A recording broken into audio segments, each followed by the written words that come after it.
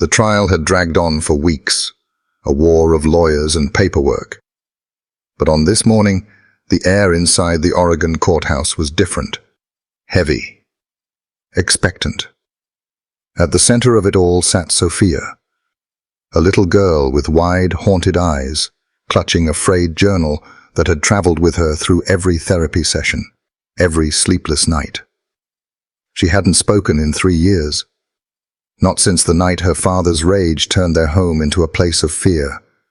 Not since bruises faded, but left deeper wounds no one could see. But Sophia was not alone. At her side sat Knight, a German shepherd whose presence filled the room without a sound. He didn't beg for attention, didn't flinch at the tension. He simply watched, steady and patient, as if waiting for something no one else could see coming. When Sophia raised her trembling hand and drew a small circle in the air, every breath in the room stilled. Knight stood, walked to her side, and gave a single, deliberate bark. That one sound would unlock a truth no one could deny. The courtroom felt like a cathedral that had forgotten how to breathe. The air was so heavy, so dense with anticipation, that even the faintest sound seemed sacrilegious. From the far wall, an old clock ticked with maddening precision, each second stretching into eternity. The rhythm was steady, yet to those waiting, it seemed almost cruel, like a drumbeat marking not time, but the weight of silence. Papers rustled here and there, a chair creaked, but no one dared cough or whisper. It was morning in Oregon, the kind of morning where sunlight cut in through tall arched windows, carrying with it the dust of decades. The beams reached across the polished wood floors and benches, illuminating swirls of particles that floated like suspended thoughts. The light caught the brass scales of justice engraved behind the judge's bench, making them glint as if to remind everyone of the stakes at hand. And there, dwarfed by the immensity of the room, sat Sophia. She was only 9 years old, yet in that moment she seemed smaller still, swallowed by the vast oak witness stand. Her legs dangled above the wooden platform, not long enough to find the ground. The hem of her pale yellow dress, one with faint stitched daisies along the edge, brushed against her knees as she shifted nervously. She held a book against her chest, not a school book or a glossy novel, but a battered cloth-bound journal. The cover was frayed, corners bent from years of wear. It looked as though it had once been pink, though now the shade had dulled into something between grey and rose, like a flower pressed too long inside its own pages. Her small hands clutched it, as if it were the last safe thing she had in the world. Around her, the courtroom exuded power and intimidation. Heavy benches filled the gallery. Lawyers in dark suits shuffled notes. The bailiff stood like a soldier, his stance rigid. The grandeur of the place, the high ceilings, the polished mahogany railing, the echo of shoes against stone, was designed to intimidate adults, let alone a fragile child.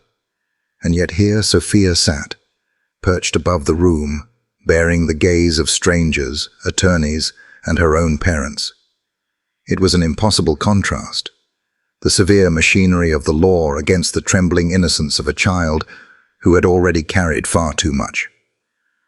Every eye in the courtroom seemed fixed on her, but Sophia's gaze never rose. She didn't look toward her mother, sitting just a few feet away. She didn't risk a glance at her father, whose presence was a storm cloud at the other side of the room.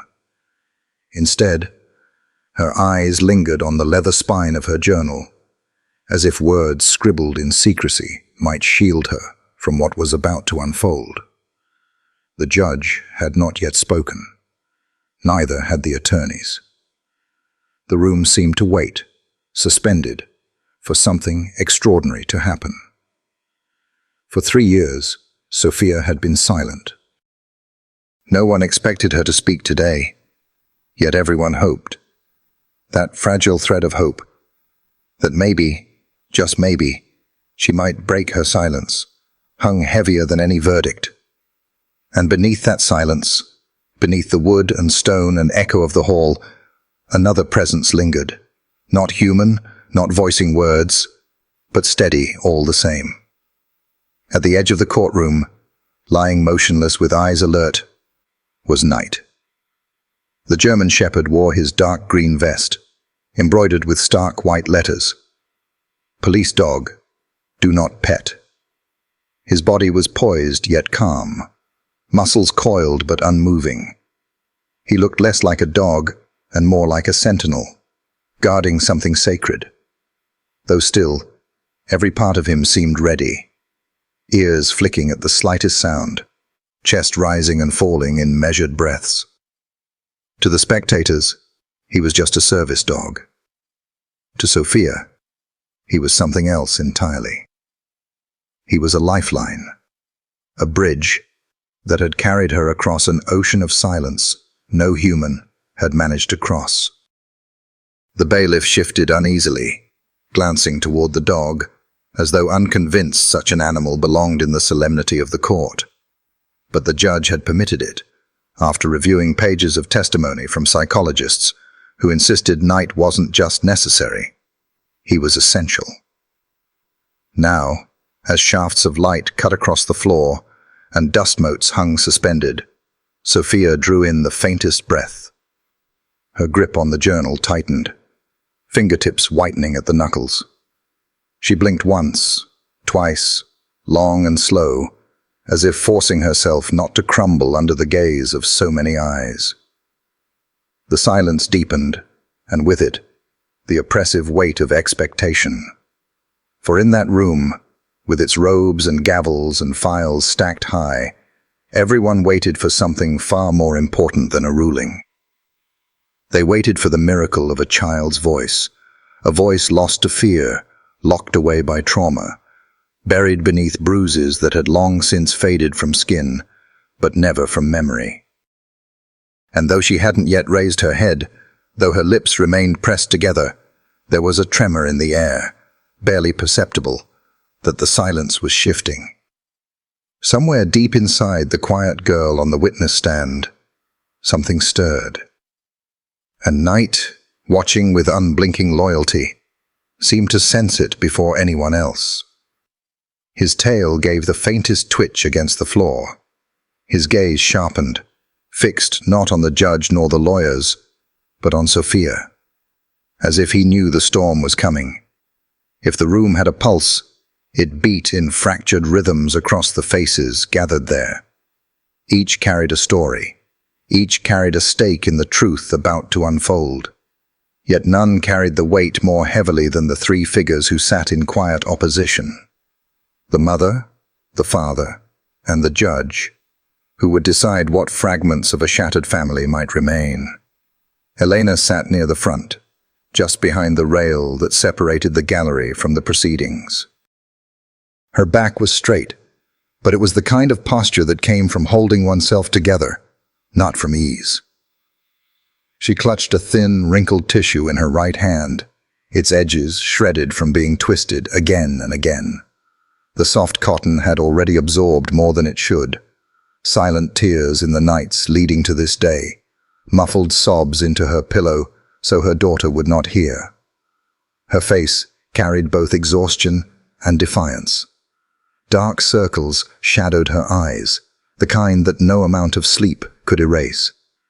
Yet in those same eyes was something fiercer than fatigue, a determination forged in sleepless nights, in fear that crept under locked doors, in the unshakable knowledge that if she faltered now, her daughter would be lost. Her lips trembled, but she did not look away from Sophia. Every part of her being seemed trained on that small figure in the witness stand, as though by sheer force of love she could anchor her daughter in place. There was a fragile strength in Elena's silence. She did not shout. She did not glare across the aisle. She simply existed with every nerve taut, every breath shallow, the image of a mother who had endured too much but still stood her ground. Across from her sat Marcus, rigid, motionless, yet somehow trembling. His jaw was set so tightly that veins bulged faintly against his temples. His arms, crossed against his chest, looked less like a casual pose and more like shackles he had put on himself. One hand curled into a fist, knuckles pale. The other drummed faintly against his forearm, a restless rhythm he couldn't contain. His eyes were what betrayed him most, hollow, haunted, flickering between defiance and fear. To anyone else, he might have seemed a man wrongly accused, indignant at the spectacle of this hearing. But beneath the surface, there was something unraveling.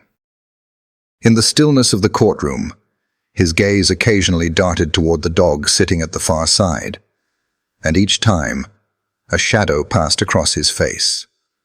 Marcus looked older than his years, though not in the way of hard work or sacrifice. His aging was that of a man corroded from within, eaten by secrets too long buried. He sat there like stone, but stone cracked under enough pressure, and today the cracks were already showing. Between them, presiding over this fragile theater of silence, was Judge Richard Hale. A man seasoned by decades of sitting in this very chair, Hale had become almost an institution himself. His robe hung neatly over shoulders that seemed carved from the very wood of the bench. His hair, once thick and dark, had thinned and silvered, combed back with precision that suggested ritual. The spectacles perched on his nose reflected the sunlight streaming from behind, giving his eyes the faint glint of steel. To many, he was the kind of judge who embodied the law itself, firm, unyielding, exacting. His reputation stretched far beyond this quiet town.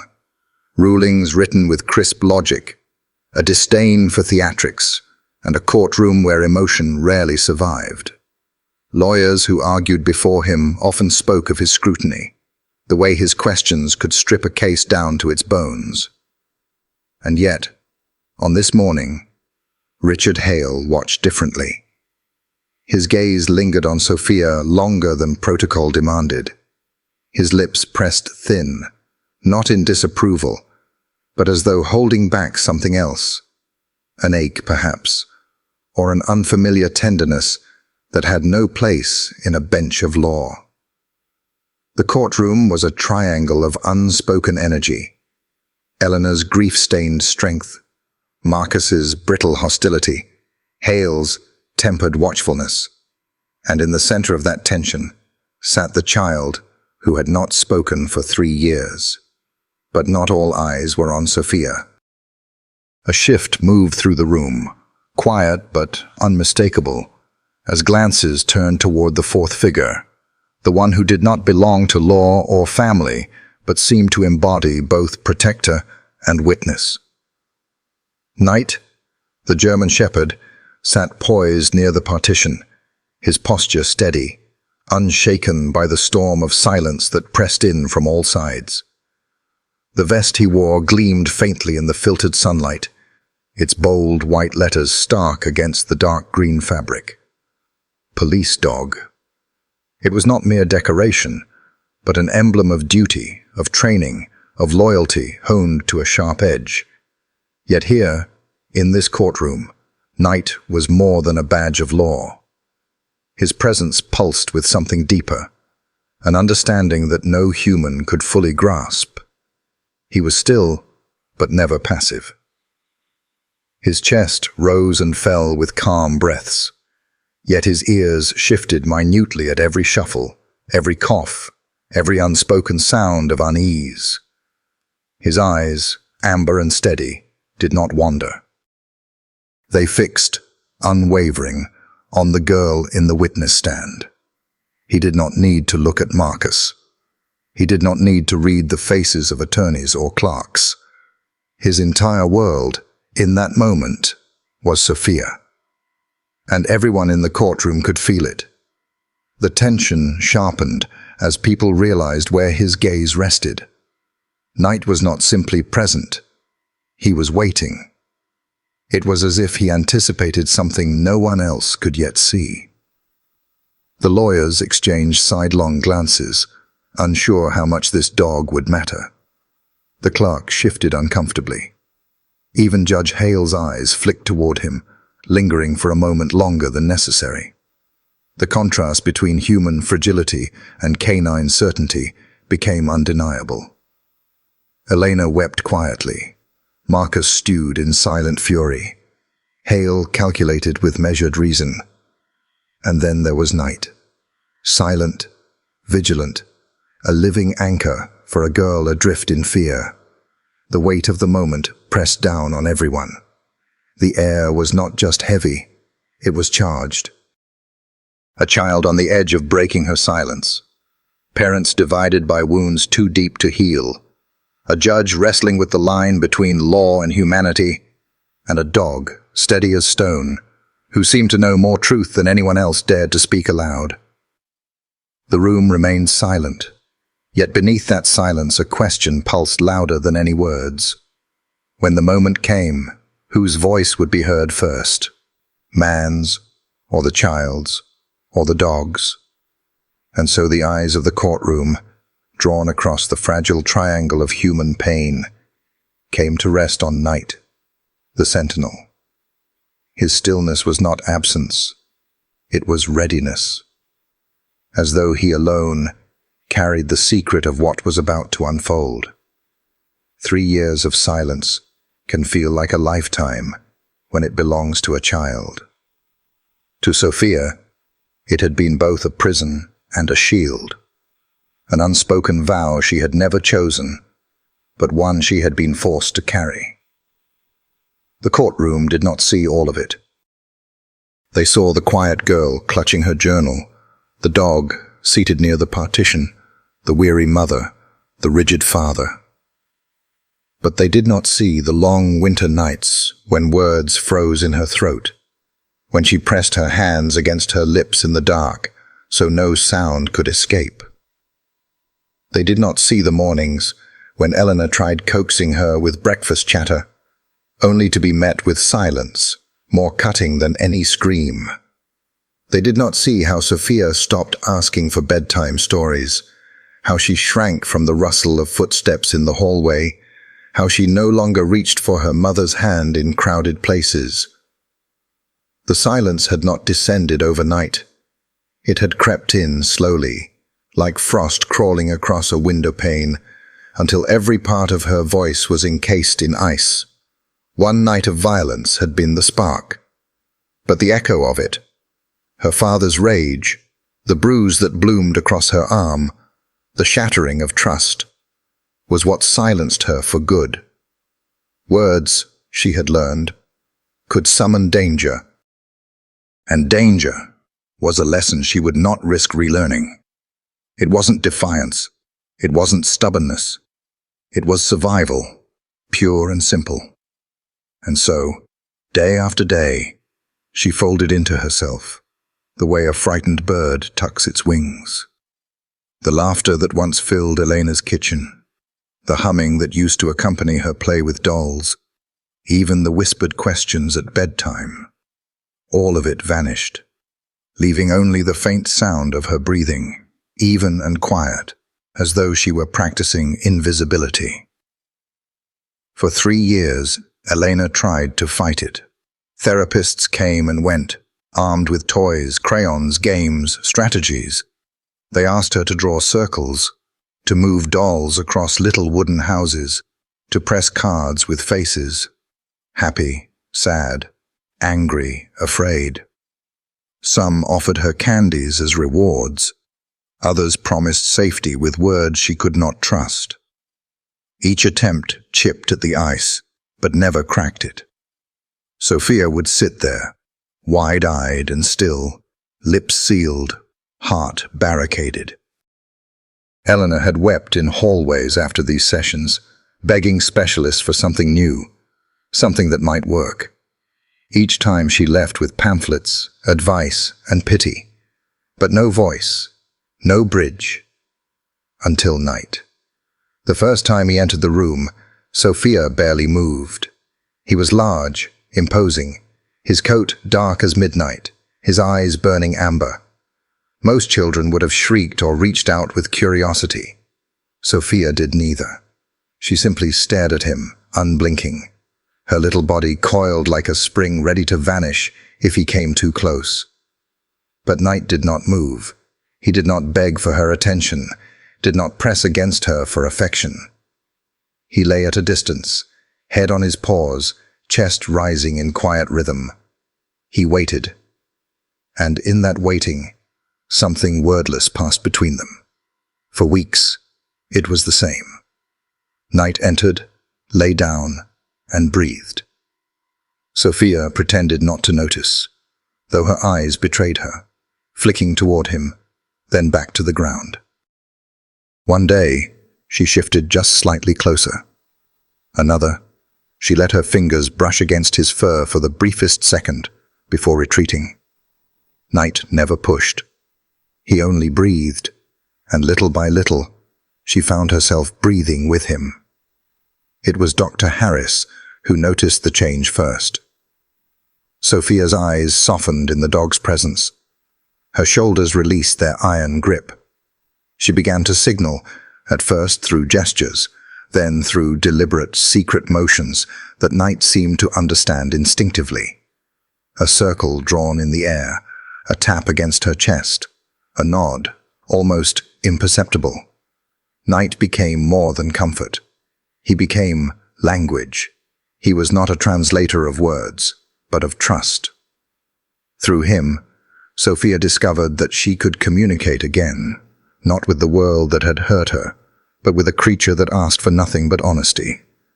And now, here in this courtroom, that bond was no longer a therapy exercise or an experiment in trauma recovery. It was her lifeline.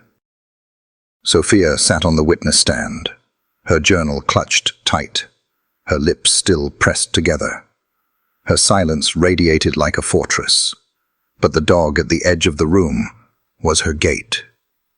All who sat within those walls, her mother, her father, the judge, the attorneys, waited for something they could not demand. A word, a signal, a sign that the child who had been locked in silence for 3 years might finally let the world hear her truth. The weight of that waiting was unbearable. Lawyers shifted in their seats, but said nothing. The clerk, fingers poised above the typewriter keys, did not dare move. Even Judge Hale, a man who had ruled over hundreds of cases without flinching, leaned forward ever so slightly, his eyes fixed not on the lawyers, not on the parents, but on the girl whose silence carried more power than any argument in the room. The minutes stretched, thick and fragile. It was the kind of stillness where one could hear their own heartbeat, the kind where even the faint rustle of fabric felt like an intrusion. And then, almost imperceptibly, Knight's ears twitched. His gaze sharpened, no longer merely watchful but intent, as though sensing what no human could yet see. The room did not know it, but the bridge had already been built. All that remained was for Sophia to step across it.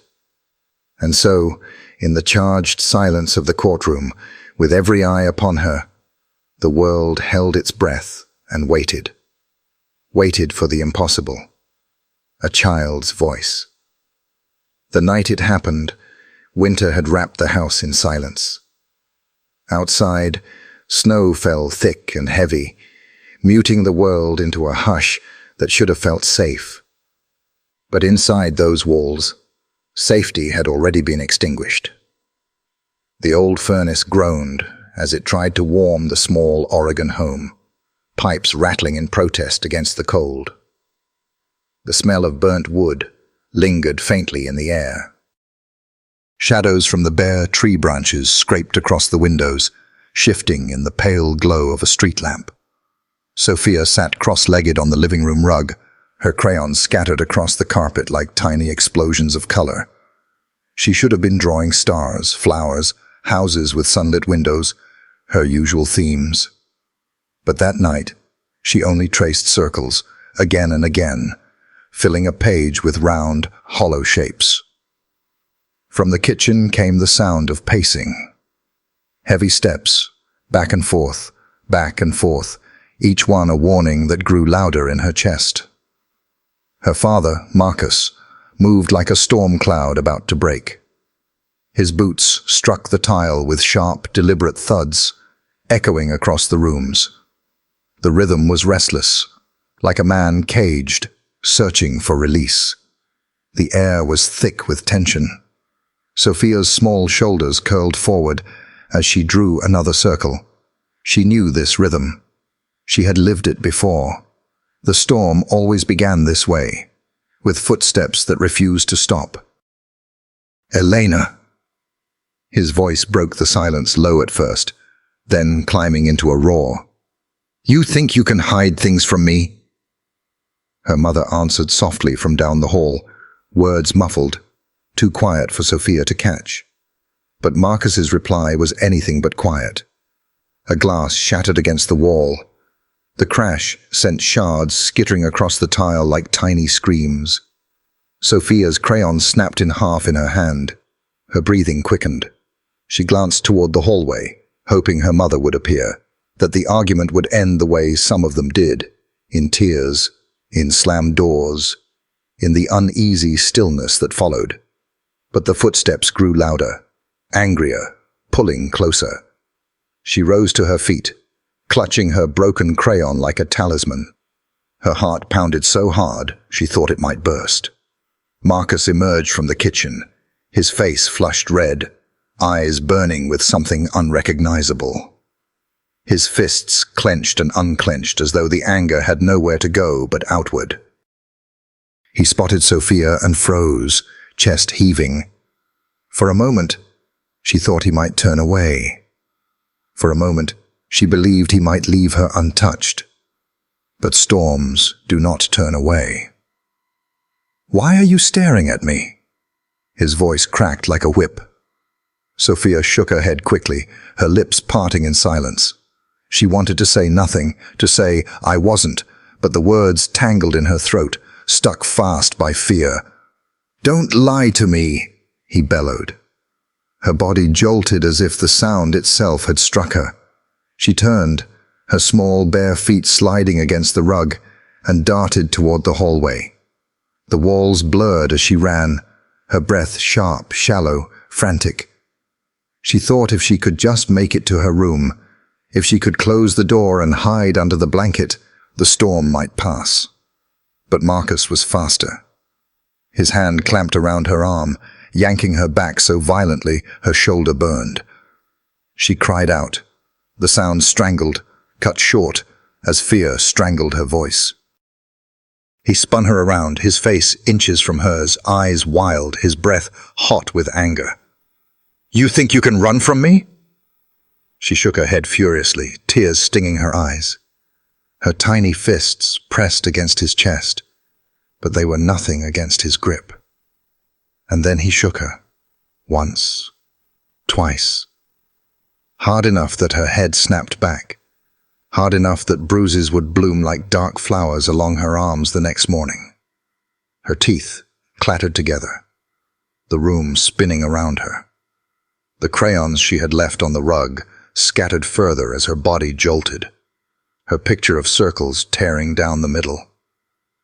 When he released her, it wasn't mercy. It was exhaustion.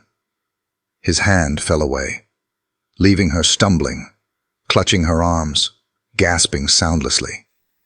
He turned and stormed down the hall, his footsteps fading into another slammed door, another unfinished rage. But the damage had already been done. The world seemed to tilt sideways for Sophia. Her body shook, but not from the cold seeping through the windows. She pressed herself into the corner of the living room, her small frame trembling. Tears rolled down her cheeks, but no sound followed them. She opened her mouth to cry, to scream, but the sound refused to come. It was as though the very air had abandoned her. And in that moment, Something inside her shifted. Her voice, once fragile but alive, folded in on itself. Words became dangerous. Sound became unsafe. She decided, without knowing she had decided, that silence was her only shield. The house remained filled with the ordinary sounds of night. The ticking clock, the wind rattling branches, the furnace moaning. But for Sophia, the silence was absolute. She tucked her knees to her chest, clutching herself into the smallest shape possible. The broken crayon still lay at her side, a jagged reminder of the world that had just fractured with her. From that night on, her world collapsed into stillness. She did not ask for bedtime stories. She did not hum while playing. She did not laugh when snowflakes landed on her nose the next morning. The voice of a child had been buried beneath fear. 3 years would pass before anyone would hear it again. The bruises faded, but the silence remained. In the days after that winter night, the small Oregon house seemed to shrink around them, its walls holding echoes no one dared to speak aloud.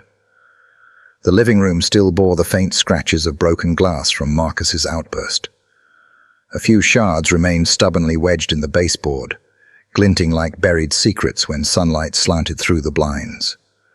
On the rug, Sophia's torn picture of circles still lay where it had fallen, half hidden beneath the leg of the coffee table. No one picked it up. No one dared. Sophia no longer drew. She no longer sang to herself when she played with her dolls. She no longer whispered her endless bedtime questions about stars or angels or what made the moon glow so bright. She folded into herself, her body curling inward, her eyes dropping toward the floor whenever someone addressed her. She became a shadow of a child, present but unreachable, as though she had locked her voice in a place no one else could find. At first, Elena told herself it was temporary. Children bounce back, she reminded herself. They heal faster than adults. She coaxed her daughter with gentle smiles, with open arms, with promises whispered into the quiet. "It's safe now, sweetheart. You can talk to me." But the silence held. The hardest part was not the absence of sound. It was the absence of connection. Sophia no longer looked her mother in the eye. When Elena tried to hold her, the little girl stiffened, her arms dangling like fragile branches that refused to wrap back around.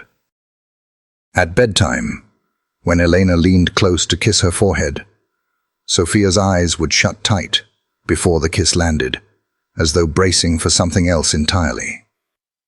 The house grew colder, no matter how high Elena turned the thermostat.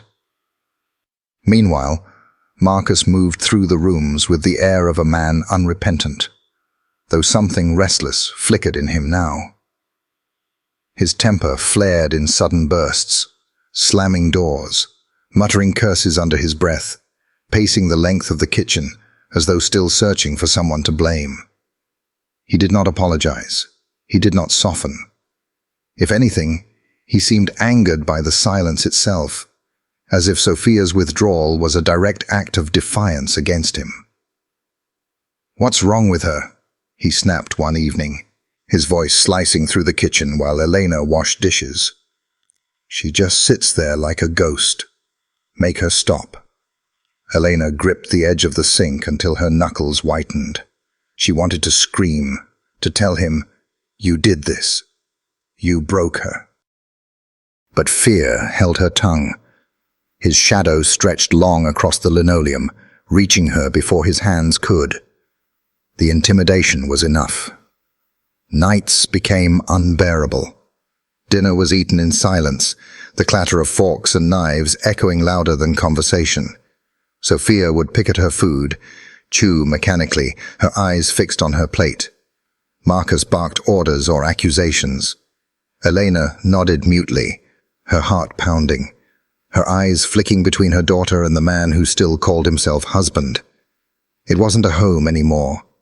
It was a stage where silence played the leading role, where love had to hide in the margins, where fear owned the script. In her room, Sophia sat by the window most evenings, knees drawn up to her chest, staring out at the snow falling beneath the streetlight. Sometimes Elena would watch from the doorway, her heart aching at the sight. The child's small fingers traced shapes on the fogged glass. Circles, always circles. As if she was trying to trap herself inside something safe, something unbroken. Elena wanted to scoop her up, to rock her until the walls themselves dissolved. But every time she stepped inside, Sophia's body tensed, her head bowed, her lips sealed tighter. The rejection was not deliberate. It was survival. But to Elena, it felt like punishment she could not endure. The tension pressed on her chest day after day until breathing itself became an act of will. She tiptoed through the house, careful not to set off Marcus's temper, careful not to press too hard against Sophia's silence. She lived suspended between two impossible roles, protector and prisoner. Protect her daughter, endure her husband. Shield the child, survive the man. Every choice was a compromise, every breath a risk. And yet, beneath it all, guilt gnawed at her. Why didn't I leave sooner? Why didn't I fight harder? The questions haunted her at night when she lay awake beside Marcus, staring at the cracked ceiling, listening to his uneven snores. She wondered if her daughter would ever forgive her, if she would ever speak again, if there was any way back from this suffocating stillness. The house itself seemed to bear witness. The once bright kitchen walls felt duller now. The pictures on the fridge faded, the family photos in their wooden frames betraying a happiness that had been shattered. Even the sound of the furnace rattling no longer felt comforting. Every noise was an intrusion, every silence a reminder. And in the middle of it all was Sophia, quiet as snowfall, fragile as glass. Neighbors sometimes asked how she was doing, why she never played outside anymore, why she seemed so withdrawn. Elena always forced a smile, her answers vague. She's just shy. But inside she knew. This was not shyness. This was survival, carved into her child's bones. At night, when Sophia finally drifted into sleep, Elena would kneel by her bedside. She would press her lips to her daughter's hand, praying silently that one day the little fingers would curl around hers again. But Sophia never stirred. She slept soundlessly, her lips parted, her chest rising and falling in rhythm, with a silence that felt eternal. It was in those moments that Elena realized the truth. Their house was no longer a home.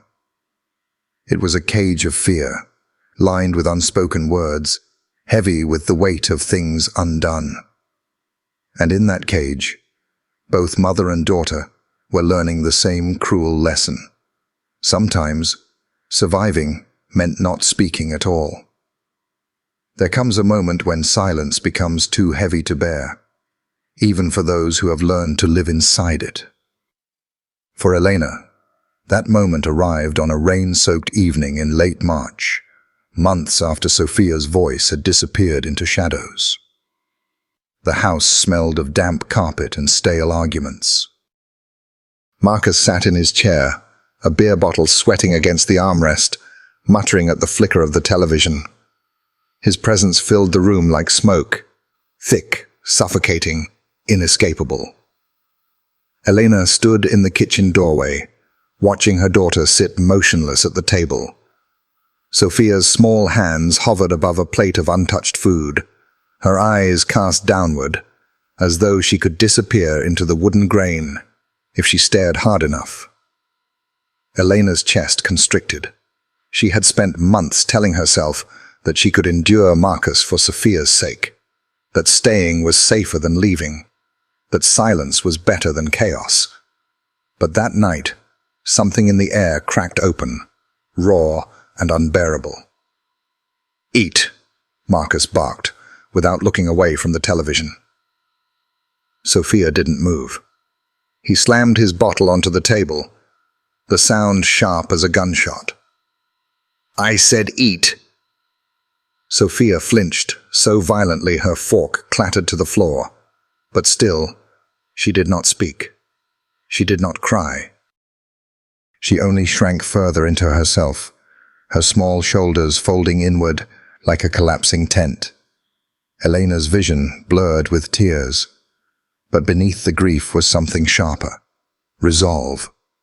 She crossed the room, placed her hand gently on her daughter's back, and whispered, "It's okay. You don't have to." Then she straightened and turned to Marcus, her voice trembling but firm. "I can't do this anymore." He blinked, as if the words themselves were foreign. "Do what?" "Live like this." Her throat tightened, but she pressed forward. "Watch her disappear more every day. Pretend nothing happened. Pretend she's fine when she's not." "I won't." Marcus scoffed, but there was a tremor in it. "You think you can just walk out? Take her away from me?" "Yes." The word left her mouth like a stone dropped into deep water, small, but with ripples that would reach every corner of their lives. She didn't shout. She didn't explain. She simply turned to Sophia, lifted her into her arms despite the stiffness of her daughter's body, and carried her down the hall. That night, while Marcus cursed and slammed doors, Elena packed a small suitcase. Clothes, toothbrush, the worn journal Sophia still carried everywhere, though she never wrote in it anymore. She tucked her daughter into bed at her mother's house across town, kissed her forehead, and whispered promises through her tears. "We're leaving for good. I'll keep you safe this time. I swear it."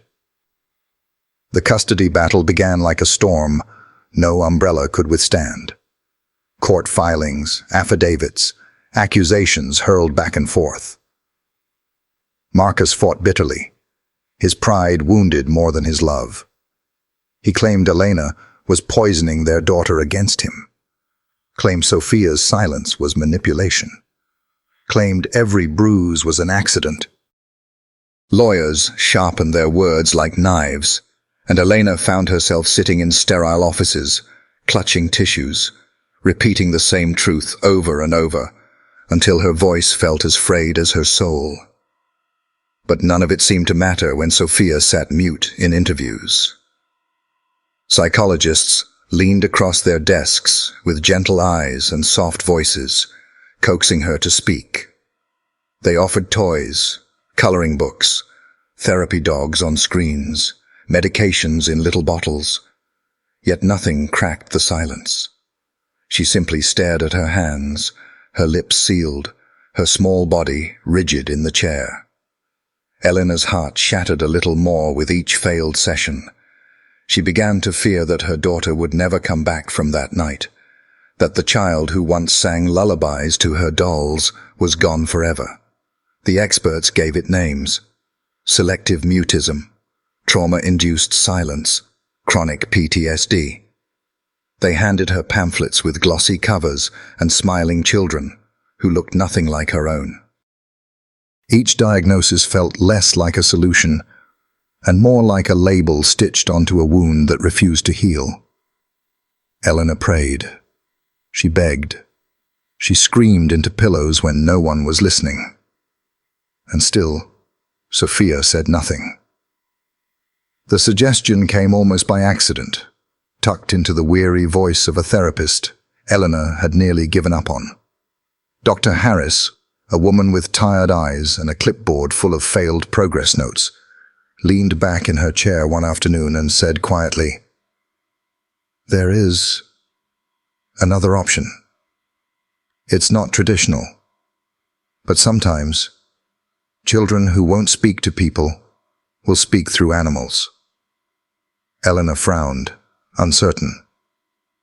What do you mean? There's a program, Harris explained. Trauma recovery with service dogs, specially trained. They don't push, they don't coax, they simply stay. For some children, that's enough to build a bridge. Elena hesitated.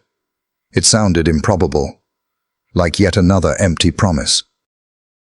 But when she glanced at Sophia, who sat curled in the corner, staring at the floor, her small hands clutching her journal as if it were armor, something flickered in her chest.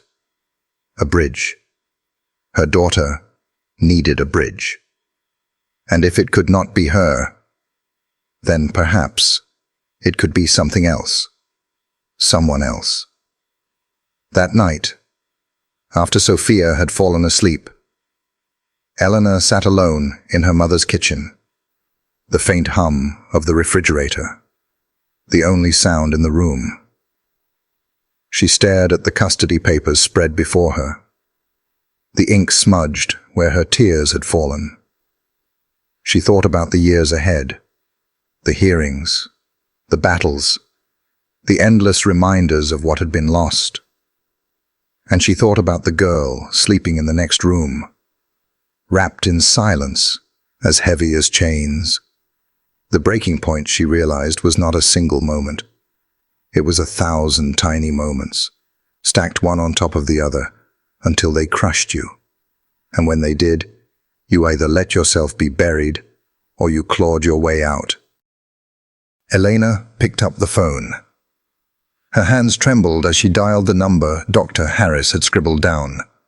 When someone answered, she whispered the words that would change everything. "My daughter needs help.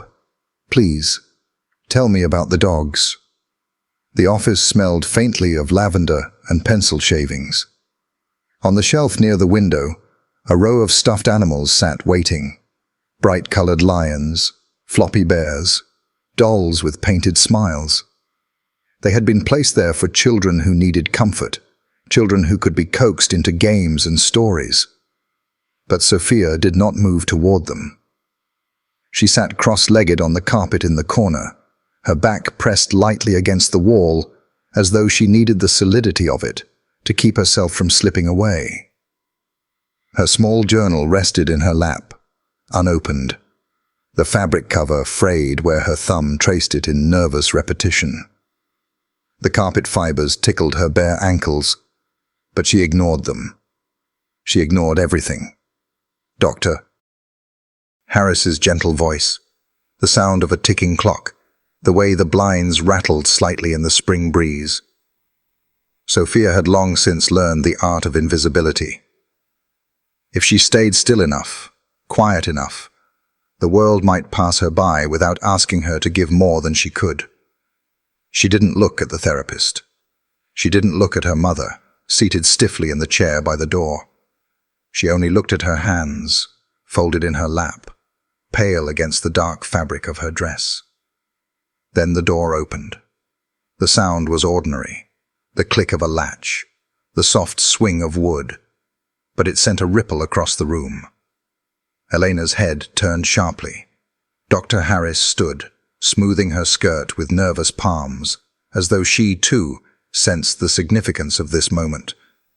And into the room padded a German shepherd. He was large, his shoulders broad, his paws soundless against the carpet. His coat shimmered in shades of sable, black along his back, fading into tan near his legs. A dark muzzle framed his alert eyes, amber and steady, the kind of eyes that did not merely look, but seemed to read.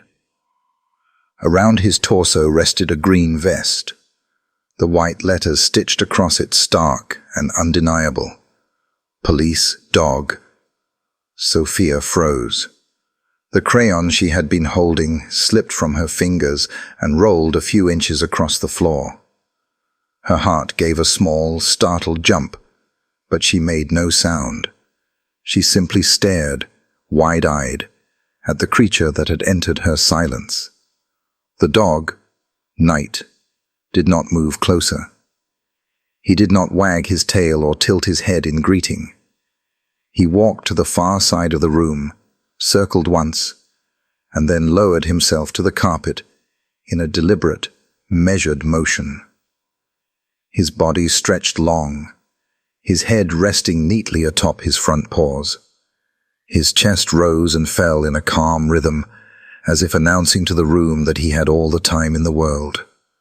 Sophia's breath caught. She expected him to stare at her the way people did, too intently, too hungrily, as if waiting for her to give them something she could not. But Knight did not. His gaze drifted across the room, never lingering, never pressing. He was present, but not demanding. For a long while, silence held. Dr. Harris glanced at Elena, but said nothing. She knew better than to break the fragile stillness. Elena twisted a tissue in her lap, her eyes wet but hopeful, as if praying her daughter might feel something stir. And then, almost imperceptibly, Sophia's gaze shifted. She looked at him. Just a flicker, just a glance through the curtain of her lashes. But it was the first time in months she had willingly set her eyes on another being without recoiling. Knight did not react. He did not lift his head, did not inch closer. He simply breathed, steady and patient. That patience was a language of its own. Something in Sophia's chest loosened, though she couldn't have explained why. She studied him cautiously, like a sketch waiting to be drawn. His ears twitched at the hum of the air vent. His tail stretched lazily along the carpet. His amber eyes half closed, as though he might fall asleep, but she knew he was awake. Awake, but not watching. Awake, but not judging. It was strange. Everyone else seemed to look at her too closely. Teachers leaned in with pity. Therapists studied her as though she were a puzzle to be solved. Even her mother's gaze, full of love, sometimes carried the desperate weight of expectation. But this dog, he did not want anything from her. He simply was. Minutes slipped by, unmeasured. The clock ticked. The spring breeze rustled the blinds, and still Sophia remained cross-legged, her hands pressed to the worn cover of her journal, her eyes flicking back and forth between the floor and the dog. At one point, Knight shifted slightly, his paw crossing over the other, his body curling closer to comfort. The faintest sigh escaped him, deep and steady. It filled the room like a promise. I am here. I will wait. And for the first time in 3 years, Sophia did not feel the need to run. It wasn't trust, not yet. It wasn't healing, not yet. It was only the faintest spark, the beginning of something she could not name. But it was enough to draw her eyes again, to hold them for a second longer, to feel her heartbeat slow just slightly as she watched him breathe. Knight did not move closer. He did not ask for her touch. He gave her something no one else had been able to: time. And in the stillness of that therapist's office, something passed between them, invisible but undeniable. A bridge had been built. Fragile, new, but real. Trust, when broken, does not return all at once. It comes back in fragments, hesitant, uncertain, like sunlight creeping across a room at dawn. For Sophia, trust began to return in the form of measured breaths and steady eyes. The first week after their meeting, Knight remained a distant presence in the therapist's office. Each session began the same way. Elena guiding Sophia inside, Dr. Harris greeting her with the same soft smile, and Knight padding silently to his place near the far wall. He would circle once, lower himself to the carpet, and settle with the deliberate patience of something carved from stone. Sophia pretended not to look at him. She sat cross-legged in her corner, her journal in her lap, her eyes fixed on the floor. Yet every few minutes her gaze betrayed her. She would flick her eyes toward the dog, just for an instant, then dart them away again, as if she had been caught doing something forbidden. But Knight never looked back at her in those moments. He breathed. He shifted once or twice, sighing in a low rumble that seemed to vibrate through the floor. His eyes half closed, not with disinterest, but with calm. He gave her nothing to fear, nothing to shrink from, only presence. By the second week, Sophia began to notice more than his stillness. She noticed his breathing, steady and even, like waves brushing against sand. She noticed how his ears twitched at small noises, yet his body never startled. She noticed how the rise and fall of his chest seemed to match her own, as if her lungs were learning their rhythm from him. She found herself counting his breaths when her own began to race. 1, 2, 3, 4. Each exhale from him felt like permission for her to release her own. It was on a Tuesday afternoon that she inched forward for the first time. Dr. Harris had placed crayons in front of her, hoping to coax a drawing, but Sophia let them roll untouched across the rug. Instead, she shifted her body an inch closer to the center of the room. It was almost imperceptible, the kind of movement only a mother would notice.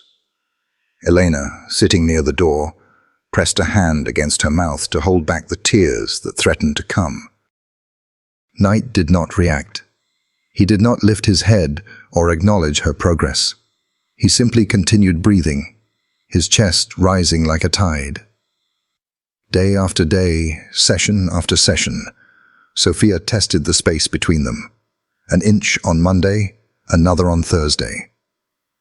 By the third week, she no longer sat in the corner, but halfway across the room, her journal balanced on her knees, her eyes tracing the lines of Knight's back as though sketching them in her mind. Sometimes her fingers itched to reach out, but fear held them still. She remembered too vividly what it felt like to be grabbed, shaken, held against her will. Touch had become dangerous, but Knight did not demand it. He waited. The breakthrough came quietly. It was late in the fourth week, a grey day with rain tapping against the window. Sophia sat on the rug, closer to him than ever before. Knight's eyes were closed, his body stretched long, the steady rhythm of his breathing filling the silence. Slowly, cautiously, she lifted her hand. Her fingers hovered above his fur, trembling in the air. She could feel the heat radiating from him, the warmth of life, the quiet strength in his stillness. She hesitated, her heart racing, the memory of rough hands pulling her back. But then Knight exhaled in a long, gentle sigh. The sound was so low, so unforced, that it felt like reassurance. It's safe. I'm here. Her hand lowered. She brushed her fingers, just barely, against the thick fur along his side. It was not a stroke, not a petting gesture. It was the faintest touch, like testing the surface of water. But to Elena, watching from across the room, it was a miracle. She pressed her hand to her chest, tears streaming silently down her face. Dr. Harris, seated at her desk, glanced at the clock but said nothing. She knew better than to break the spell. Knight did not move. He did not flinch. He accepted the touch as though it had been there all along. Sophia pulled her hand back quickly, retreating into herself. Her cheeks flushed, and she pressed her palms into her journal as if embarrassed by her own courage. But the next session, she tried again, and the next, and the next. By the end of the 6th week, she no longer hesitated. She let her hand rest on his back, her fingers curling slightly into his fur. Sometimes she tapped gently, almost rhythmically, as though finding comfort in the beat. Knight remained still, his breathing steady, his eyes occasionally flicking open to glance at her, not with demand, but with quiet acknowledgement. The office began to feel different. The air no longer carried only tension, but something softer, something healing. Sophia still did not speak. She still did not look directly into people's eyes. But she had begun to meet the eyes of one being, the dog who never asked for more than she could give. By now, Knight had become more than a presence. He was a fixture in her sessions, as integral as the chair Dr. Harris sat in, as constant as the ticking clock on the wall. Sophia would not begin her therapy until she saw him lying there. She would not sit without positioning herself close enough to hear his breaths. He had become her anchor in the storm, the only thing that made the silence feel less like a prison and more like a choice she could one day escape. Dr. Harris recorded notes in her files, writing cautiously optimistic words. Progress observed, trust building, non-verbal communication strengthening. But she knew the truth of what was happening was beyond clinical language. What she witnessed each week was not just therapy. It was transformation, fragile and breathtaking. For the first time in years, Elena left the sessions with hope that felt real.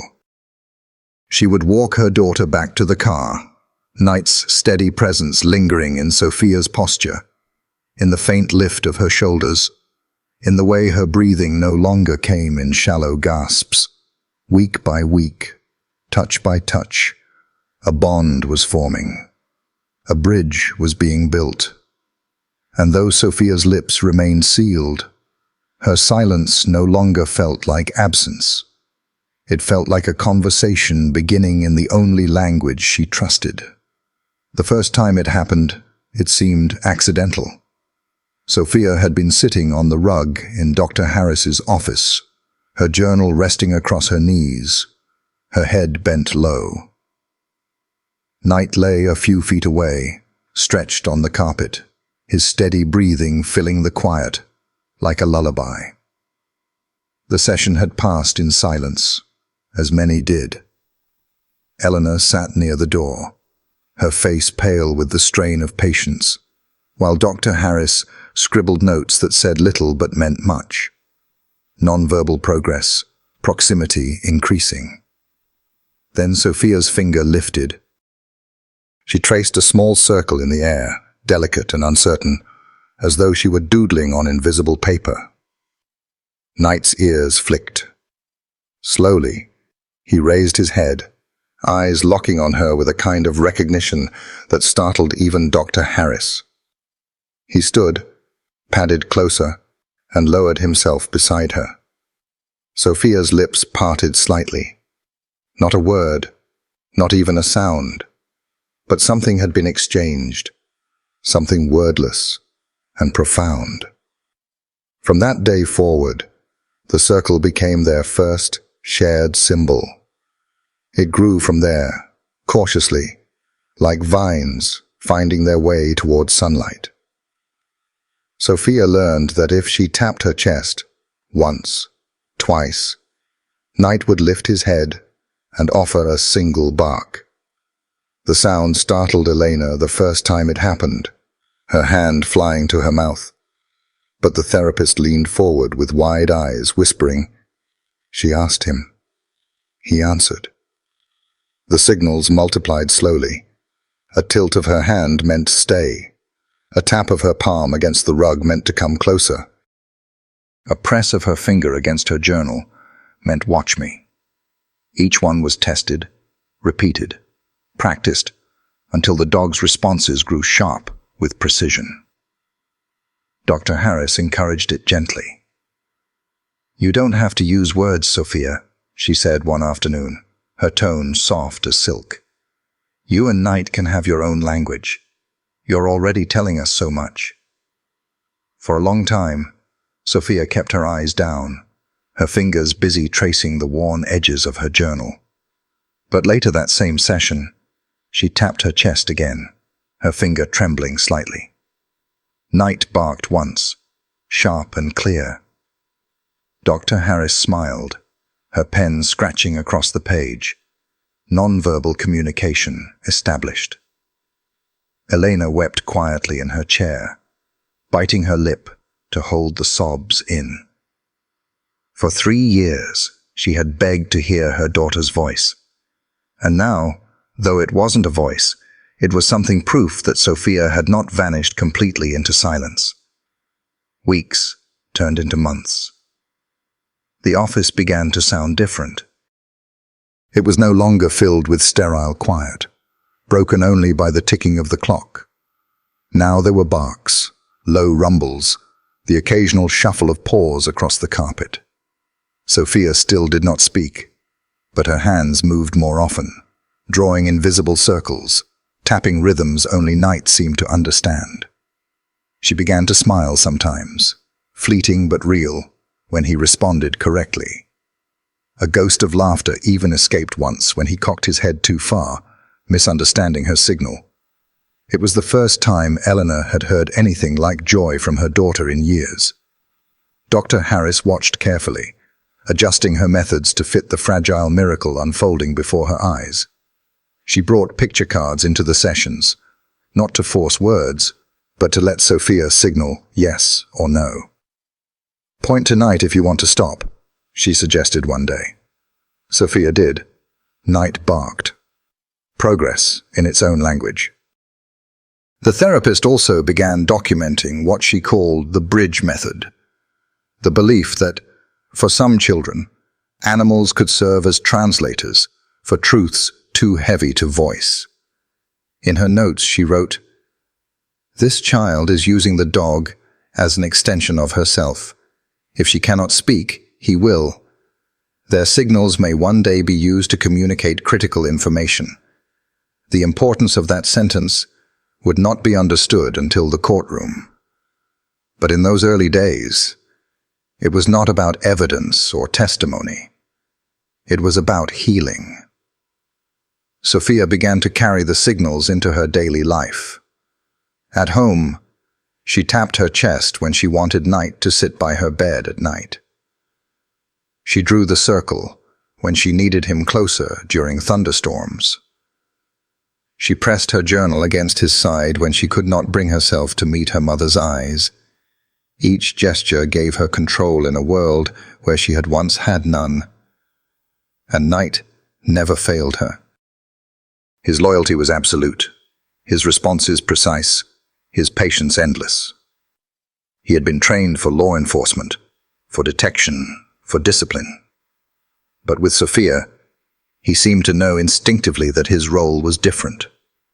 He was not there to chase or bite or command. He was there to listen, to carry her silence without breaking it. One evening, after a session where Sophia had successfully used 3 different signals in a row, Elena buckled her daughter into the car seat and turned the key in the ignition. Rain streaked the windshield, blurring the glow of the street lamps. Elena glanced at Sophia through the rearview mirror. Her daughter sat with her journal clutched against her chest, her eyes distant but calmer than usual. Knight sat in the back beside her, his body angled protectively toward the child. Tentatively, Eleanor whispered, "Sweetheart, you and Knight, you have your own language now, don't you?" Sophia did not answer, but her hand rose slowly.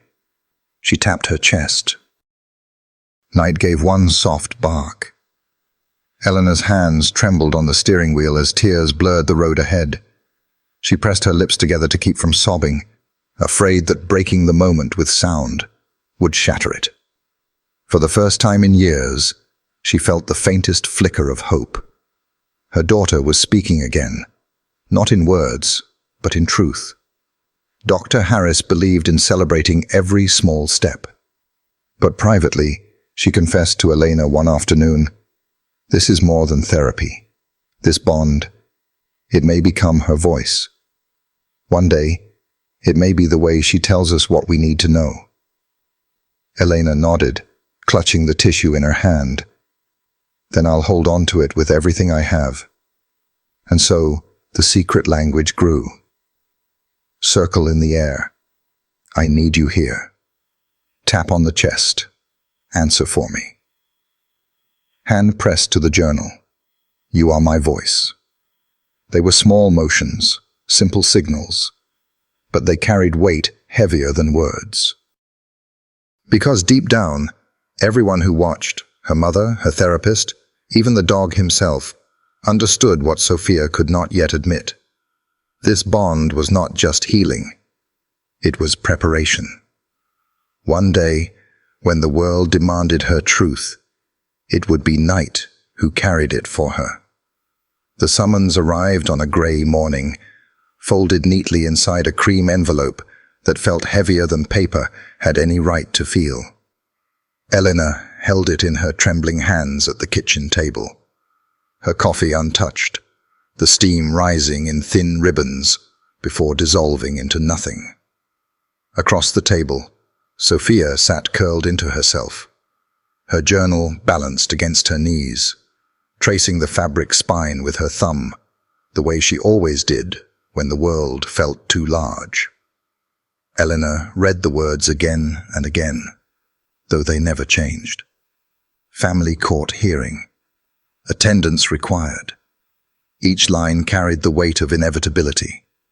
For months, she had known this day would come, but knowing and facing were not the same thing. How could she explain to a child who had not spoken in 3 years that she would soon have to sit in a room full of strangers, only feet away from the man who had stolen her voice? Elena reached across the table, her hand trembling as it hovered above Sophia's journal. "Sweetheart," she whispered, her voice careful, as if speaking too loudly might shatter what little peace remained between them. "We're going to court soon. You don't have to be afraid. Night will be with you." Sophia's fingers tightened around the journal. She did not lift her head. The faintest tremor rippled through her small frame, so subtle that anyone else might have missed it. But Elena noticed. She noticed everything now. The way her daughter breathed too quickly when doors slammed. The way her eyes darted to corners of rooms as though measuring exits. The way her silence was not absence, but armor. The preparation began slowly. "Doctor." Harris explained the process gently, sketching out what Sophia could expect. The benches, the judge, the questions. "You won't have to speak if you don't want to," she assured her. "You can use your signals. Night will understand." But reassurance did little to soften the fear. Each time the word court was spoken, Sophia's body folded tighter, her knees drawn to her chest, her eyes hidden behind the curtain of her hair. She clutched her journal as though it were the only thing keeping her from being swept away. Elena felt helpless. She sat through the therapy sessions, twisting tissues into nothing in her lap, wishing she could absorb her daughter's fear into herself. At home, she tried to frame it as an adventure. "We'll bring night," she whispered one night, as she tucked Sophia into bed. "He'll wear his vest, polished and perfect, just for you. He'll sit right beside you." Sophia's eyes flickered open at that, the faintest spark of acknowledgement. She reached one small hand toward the edge of the bed, and Knight, who slept faithfully on the rug, lifted his head. She tapped her chest. He barked once, softly, a low thrum of sound that seemed to steady the air around them. Elena's tears blurred her vision. For the first time, she allowed herself to believe they might survive this. The morning of the hearing, Elena polished Knight's vest herself. The dark green fabric caught the light, the embroidered white letters gleaming. "Police dog. Do not pet." She ran her fingers over the stitching, whispering to herself, "Protect her.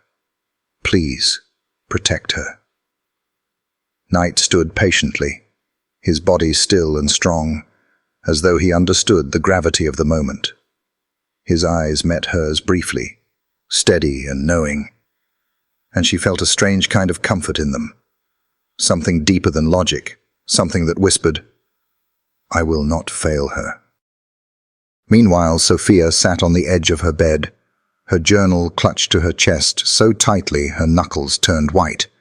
She wore a simple dress, light blue, with a ribbon at the waist that Eleanor had chosen because it reminded her of the ocean.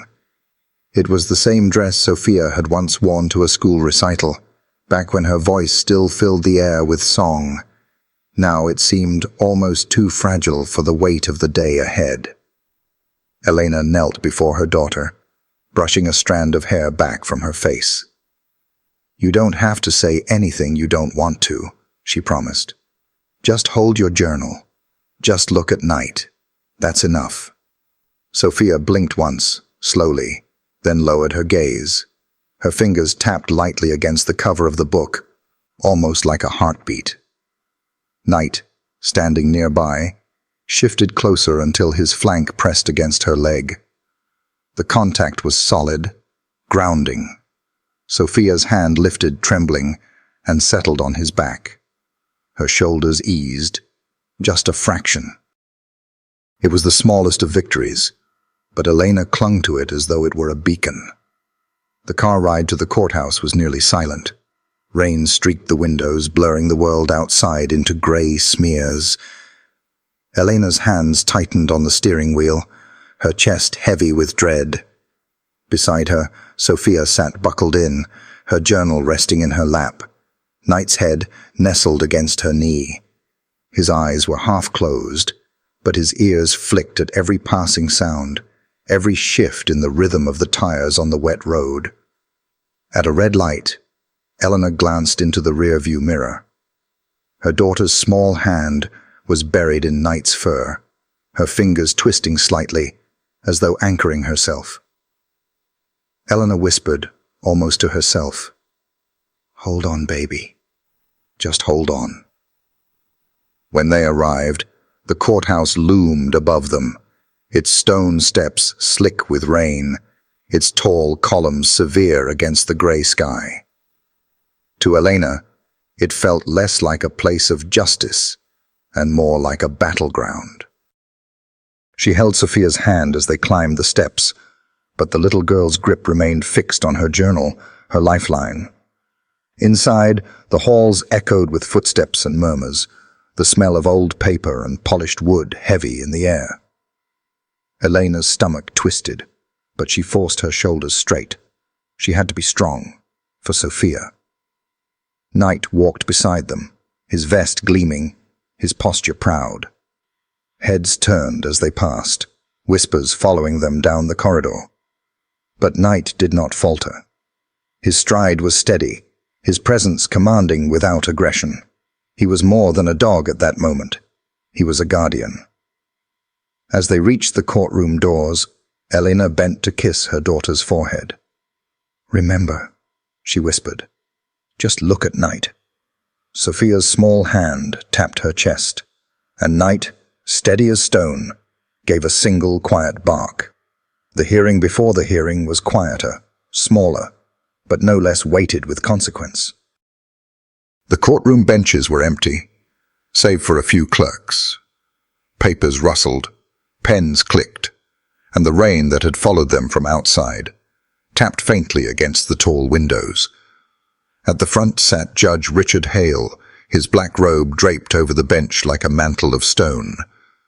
His silver hair caught the dim light, his expression a mask of measured authority. He had presided over countless cases, custody battles, property disputes, criminal hearings. But this one was different. He could feel it in the way the silence clung to the air, heavy and expectant. Before him stood Dr. Evelyn Harris, Sophia's psychologist. She held a thin folder in her hands, her knuckles pale where they gripped the edges. She wasn't new to testifying, but the stakes pressed harder here.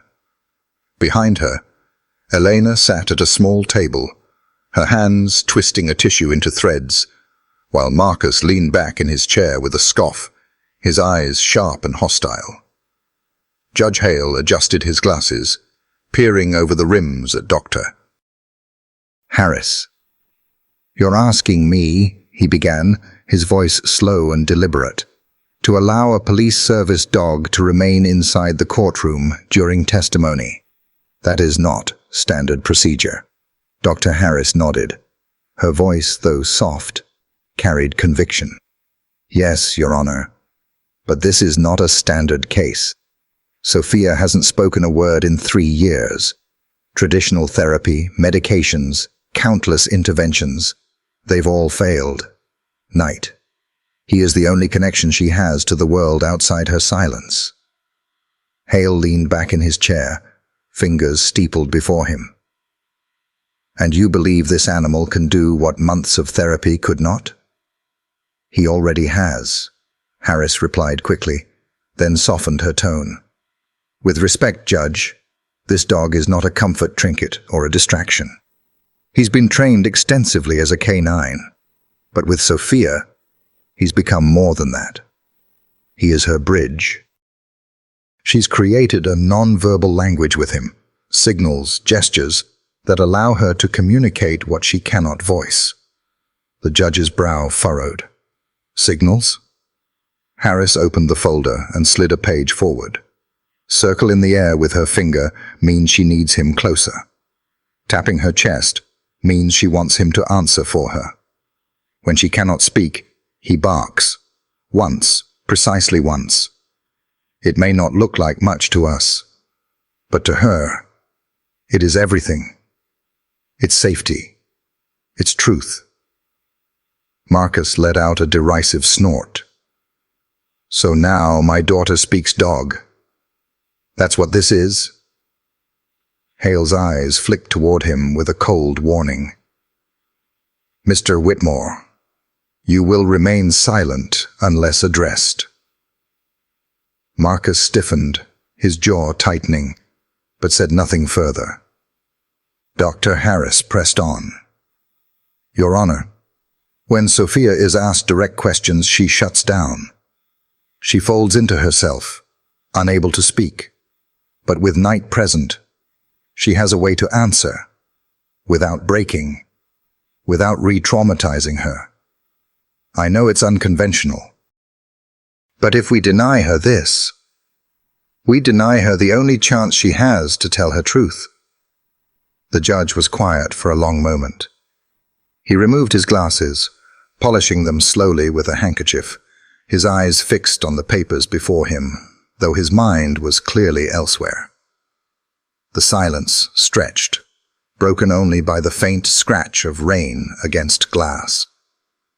One of the attorneys spoke up. "Your Honor, allowing an animal in the courtroom sets a dangerous precedent. It could prejudice the jury, create sympathy. There is no jury in family court," Hale cut in sharply, "and I will not waste time on arguments that do not apply." He set his glasses back on the bridge of his nose, his gaze returning to Dr. Harris. "What makes you so certain this animal's presence is not simply placebo, a crutch that delays real progress?" Harris inhaled deeply, steadying herself. Then she told him about the circle. The chest tap, the first time Sophia touched Knight's fur after weeks of hesitation. The way her breathing synced with his, how she had gone from cowering in corners to signaling needs, to finding a semblance of control through the dog's patience. "She has no voice, Judge," Harris said softly, her eyes glistening. "But with him, she has found a way to be heard." The words hung in the room like smoke, impossible to ignore. Hale studied her for a long time. His face revealed little, but behind his stern eyes, something shifted. A memory, perhaps, or an old scar stirred by the desperation in her voice. Finally, he looked toward Eleanor. The mother sat rigid, her tissue shredded to ribbons in her hands, her face streaked with silent tears. Her gaze, however, was steady. She met the judge's eyes and whispered, "Please, let him stay. He's all she has." Hale's attention turned to Marcus, who sat seething, his fists clenched, his eyes narrowed. The judge noted the anger, the refusal to bend, the simmering hostility. He shifted back to Harris. "You understand the weight of what you're asking," he said. "If I allow this, it will draw scrutiny. It will test the limits of procedure." "I understand," Harris replied. "But the greater test is this. Asking a child who has lived in terror to speak without the one anchor that keeps her steady. That is something she cannot do." Another silence stretched. This one felt heavier, fuller, as if the decision itself thickened the air. Finally, Judge Hale leaned forward, folding his hands atop the bench. His voice was low, but decisive. "Very well. The court will allow the presence of the service dog during testimony. But understand this. If the animal disrupts proceedings in any way, if it undermines order in this courtroom, I will reconsider immediately." Elena's breath broke into a sob she tried to stifle. Harris bowed her head in gratitude, her hands trembling with relief. Knight, seated calmly near the door, did not move. But his ears twitched. His amber eyes focused on Sophia, who sat quietly in her chair. Her hands clutched her journal, her thumb rubbing across the worn spine in small, repetitive motions. She had heard none of the legal arguments and understood little of the weighty decision. But she knew one thing. Knight was staying, and that knowledge alone was enough to steady her breathing. The afternoon before the hearing, the therapist's office was quieter than usual. Rain had passed through earlier, leaving streaks of silver against the tall windows. The air smelled faintly of damp earth, and the lavender candle Dr. Harris always lit before sessions. Sophia sat cross-legged on the rug, her journal balanced on her lap. The fabric cover looked more worn than ever, its corners fraying, its spine bent from years of being clutched too tightly. She had her crayons spread before her in a small circle, their waxy colors dulled from overuse. But today, she wasn't tracing endless circles or coloring shapes that spiraled into nowhere. Today, she was focused, deliberate. Her small hand moved steadily across the page, blue and red and black, pressing deep into the paper. Her brows furrowed with concentration, her lips pressed tightly together. It was not the play of a child, but the labor of someone carrying something too heavy, trying to set it down the only way she knew how. Elena watched from her chair near the door, her hands twisting nervously in her lap. She had seen her daughter draw before, but this felt different. The intensity in Sophia's movements made her chest ache. She wanted to ask what the picture was, to lean forward and see, but she held herself back. Words, she knew, could collapse fragile bridges. Knight lay on the rug nearby, his body curled but alert. His breathing filled the silence, slow and steady, a sound Sophia had learned to match with her own. Occasionally his ears twitched, his eyes flicking toward her, but he remained still, guarding the space without intrusion. When Sophia finally finished, she sat back, studying the drawing with wide eyes. Her small fingers traced the edges of the paper, then folded it carefully, precisely, until the image disappeared inside. She reached for an envelope from Dr. Harris's desk, one the therapist had left for her to use if she wanted, and slipped the folded paper inside. Her hands lingered on the flap, pressing it closed with a firm stroke of her palm, as if sealing something sacred. Then, slowly, she stood. Her bare feet padded softly across the rug, carrying her toward Dr. Harris. The therapist looked up, startled, as Sophia approached.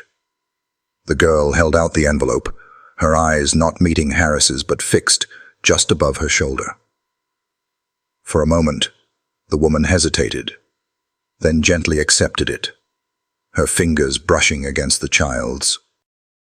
The envelope felt heavier than it should, as though it carried not paper, but confession. Dr. Harris crouched down to meet Sophia's eye level. "For me?" she asked softly. Sophia shook her head once. Then she lifted her hand and drew a small circle in the air with her finger. Her chest rose as she tapped it twice with her hand. Her signals, clear, precise, unshakable. Knight lifted his head at the familiar motions, his amber eyes locking onto hers. He did not move, but the message was understood. Dr. Harris's heart squeezed. She glanced down at the envelope in her hand, then back at the girl. "Only if the knight barks?" she whispered, seeking confirmation. Sophia gave the faintest nod. Her eyes flicked toward the dog, then back to the floor. Her lips remained sealed, but the message had been delivered. The envelope was not to be opened, not to be shared, unless the signal came from the only being she trusted to speak for her. The therapist swallowed hard, blinking back the sting behind her eyes. She placed a gentle hand over the envelope and nodded. "I understand." That evening, Elena asked gently about what had happened, but Sophia gave no answer. She held her journal close to her chest, retreating into her silence. At bedtime, she curled against her pillow, one hand resting on Knight's back. The dog lay beside the bed, his head on his paws, his presence as steady as a heartbeat. Eleanor lingered at the doorway, watching her daughter's small chest rise and fall, wondering what secret had been sealed inside that envelope. She wanted to know, desperately, but she also understood the unspoken rule. The drawing was not hers to see. Not yet. She whispered a prayer into the quiet, a plea that tomorrow, when the courtroom swallowed them whole, her daughter's truth would find a way to emerge. Meanwhile, in her office across town, Dr. Harris sat at her desk long after the sun had gone down.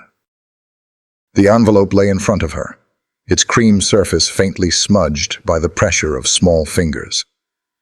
She resisted the urge to hold it up to the light, to try to decipher what was inside. Some secrets, she reminded herself, were not hers to uncover until the child was ready. Her notes from the session sat open beside her.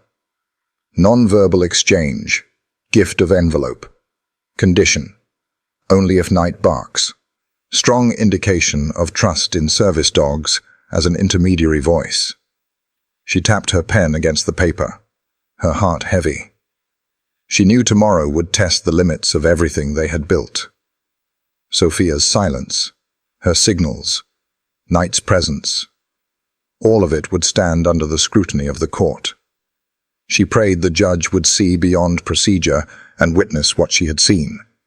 That sometimes the deepest truths arrive not in words, but in whispers only a dog can hear. The next morning, as the courthouse loomed in the rain, Eleanor held Sophia's hand tightly. The little girl's journal was pressed to her chest, her grip white-knuckled. Knight walked faithfully at her side, his vest gleaming. In Dr. Harris's bag, the envelope waited, sealed, untouched, its edges slightly bent from being held too tightly. And though no one else in the building knew it, the weight of that thin paper could change everything. It was not evidence in the legal sense. It was not testimony written in official ink, but it was the raw truth of a child, sealed inside crayon and folded paper. And if the moment came, if Knight barked, it would speak louder than any witness. The courtroom was full. Every bench carried bodies, whispers weaving through the heavy air. Lawyers shuffled papers, clerks adjusted microphones. Pens scratched across yellow pads. The faint scent of cold coffee and polished oak lingered, the fragrance of a place that had witnessed too many families fracture. Sunlight cut harsh lines across the floorboards, dust swirling in the beams. It was an ordinary morning, too ordinary for what was at stake. At the front, Judge Richard Hale adjusted his spectacles. Stern and unbending by reputation, today he carried something more, the knowledge that the life of a child hung in the balance. He lifted the gavel, one strike, sharp, decisive. Court is now in session. The whispers vanished. All eyes turned toward the small figure in the witness stand. Sophia, 9 years old, impossibly small against the vast wood and stone. Her blue dress was wrinkled from the car ride, her legs dangling above the floor. She clutched a worn journal so tightly it seemed fused to her chest. Her hair fell forward like a curtain, shielding her from the room's curiosity. Beside her, Knight sat behind the partition. The German shepherd's green vest gleamed in the sunlight, his amber eyes steady on the girl. He didn't need her gaze. Her nearness was enough. To the left sat Elena, tissues twisted in her hands, her eyes locked on her daughter. Fear and love bound her still. Across the aisle sat Marcus, rigid, fists clenched, eyes burning holes into the child who refused to look back. His presence radiated claim, not love. Judge Hale leaned forward. His voice was unexpectedly gentle. Sophia, we are here to decide what is best for you. No one will force you to do anything you don't want to. Do you understand? The girl's shoulders tightened. No reply. The clerk shifted uncomfortably. Lawyers exchanged glances. But Hale did not rush. He let the silence stretch. He tried simple questions. Your name is Sophia Whitmore, correct? You're 9 years old? Still, nothing. Elena's throat tightened. Marcus shifted, the leather creaking beneath him. Sophia flinched almost imperceptibly, her body folding inward. Hale noticed. The fear was not of the court, it was of her father. His gaze drifted toward Dr. Harris in the gallery. The psychologist gave the faintest nod. The dog. The bridge. The tension thickened. Lawyers scribbled. The clerk hovered. Elena prayed silently. Marcus seethed. Through it all, Knight remained still, anchoring, constant. To the court, he was a trained K9. To Sophia, he was safe itself. You don't have to look at anyone you don't want to, Hale said softly. Sophia twitched. Her head lifted slightly, enough to draw a breath. Knight's ears flicked, muscles tensing. The room felt it. Something was shifting. Her journal slid toward him inch by inch, until its faded fabric brushed his flank. Barely visible, but to Sophia, it was everything. The dog absorbed the weight silently, his presence unflinching. Her grip tightened. She pressed harder against him, testing, reassuring herself he was real. For the first time since entering the stand, her shoulders eased. Judge Hale saw it. Dr. Harris, too. The bridge held. Marcus shifted again. Sophia flinched, her breath catching. Instantly, Knight's posture sharpened, ready, focused. He did not bark, but his body radiated protection. Sophia closed her eyes, pressing her journal harder against him, drawing strength from the heartbeat she could almost feel. Knight's tail flicked once. He leaned, barely perceptible, into her journal. The message was clear. I'm here. You're safe. The proceedings dragged, heavy with her silence. Attorneys objected, papers shuffled. The bailiff cleared his throat. But Sophia edged closer, her arm brushing Knight's vest. Her book remained her shield, but beneath it was needed. Knight stayed. For a fleeting second, Sophia's eyes lifted, not toward her father, not toward the judge, but downward to sable fur. Her lips curved faintly, the ghost of a smile. Relief, fragile but real. Most saw no change. To Elena, it was heartbreak. To Marcus, defiance. To the court, still a silent child. But for Sophia, everything changed. She could breathe again. Judge Hale had presided over thousands of hearings.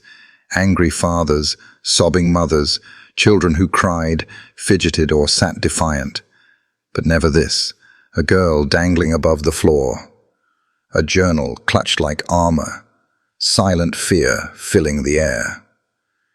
He thought of his granddaughter, her impatient feet tapping chairs at family dinners. Sophia's feet dangled too, but without questions, without sound. Her silence asked everything. He noted the journal, worn thin from being held too tightly. A shield, perhaps a diary of truths she could not speak aloud. Something inside Hale shifted, known as the hammer. He felt his own voice falter. He leaned forward. Sophia. His tone surprised even him, gentle, human. She flinched faintly. You don't have to speak. You can answer in your way, however you need to. Gasps rippled through the room. Elena's breath caught. Marcus's jaw tightened. Hale ignored them. No one here will rush you. No one will force you. We ask only for what you can give. Nothing more. The silence stretched. Sophia's thumb rubbed circles into the journal's cover. To most, meaningless. To Hale, it was language. His eyes flicked to Knight. The dog sat poised, ears alert. He remembered Dr. Harris's testimony about circles and chest taps. A chill ran down him. It was happening now. In your way, he repeated softly. However you need to. Knight's ears twitched. His gaze sharpened. Sophia's chest rose and fell faster, her grip loosening, then tightening. She dared not look at Marcus, but her head tilted imperceptibly toward Knight. The courtroom held its breath. Hale's chest tightened. After decades of relying on statutes and precedent, he realized truth might not come from polished arguments, but from the tremor of a child's hand and the silent readiness of a dog. He spoke one last time, his voice both firm and merciful. We are listening, Sophia, in whatever way you choose to be heard. The silence that followed was no longer oppressive. It was expectant, a held breath, a poised arrow, a moment balanced on revelation. At its center sat a girl with dangling feet, a book clutched like a shield, and a dog whose amber eyes waited for the signal only he could read. The courtroom was full. Every bench carried bodies, whispers weaving through the heavy air. Lawyers shuffled papers, clerks adjusted microphones, pens scratched hurried notes. The faint scent of cold coffee and polished oak lingered, the fragrance of a place that had witnessed too many families fracture. Sunlight cut harsh lines across the floorboards, dust swirling in the beams. It was an ordinary morning, too ordinary for what was at stake. At the front, Judge Richard Hale adjusted his spectacles. Stern and unbending by reputation, today he carried something more, the knowledge that the life of a child hung in the balance. He lifted the gavel. One strike. sharp, decisive. Court is now in session. The whispers vanished. All eyes turned toward the small figure in the witness stand. Sophia, 9 years old, impossibly small against the vast wood and stone. Her blue dress was wrinkled from the car ride, her legs dangling above the floor. She clutched a worn journal so tightly it seemed fused to her chest. Her hair fell forward like a curtain, shielding her from the room's curiosity. Beside her, Knight sat behind the partition. The German shepherd's green vest gleamed in the sunlight, his amber eyes steady on the girl. He didn't need her gaze. Her nearness was enough. To the left sat Eleanor, tissues twisted in her hands, her eyes locked on her daughter. Fear and love bound her still. Across the aisle sat Marcus, rigid, fists clenched, eyes burning holes into the child who refused to look back. His presence radiated claim, not love. Judge Hale leaned forward. His voice was unexpectedly gentle. "Sophia, we are here to decide what is best for you. No one will force you to do anything you don't want to.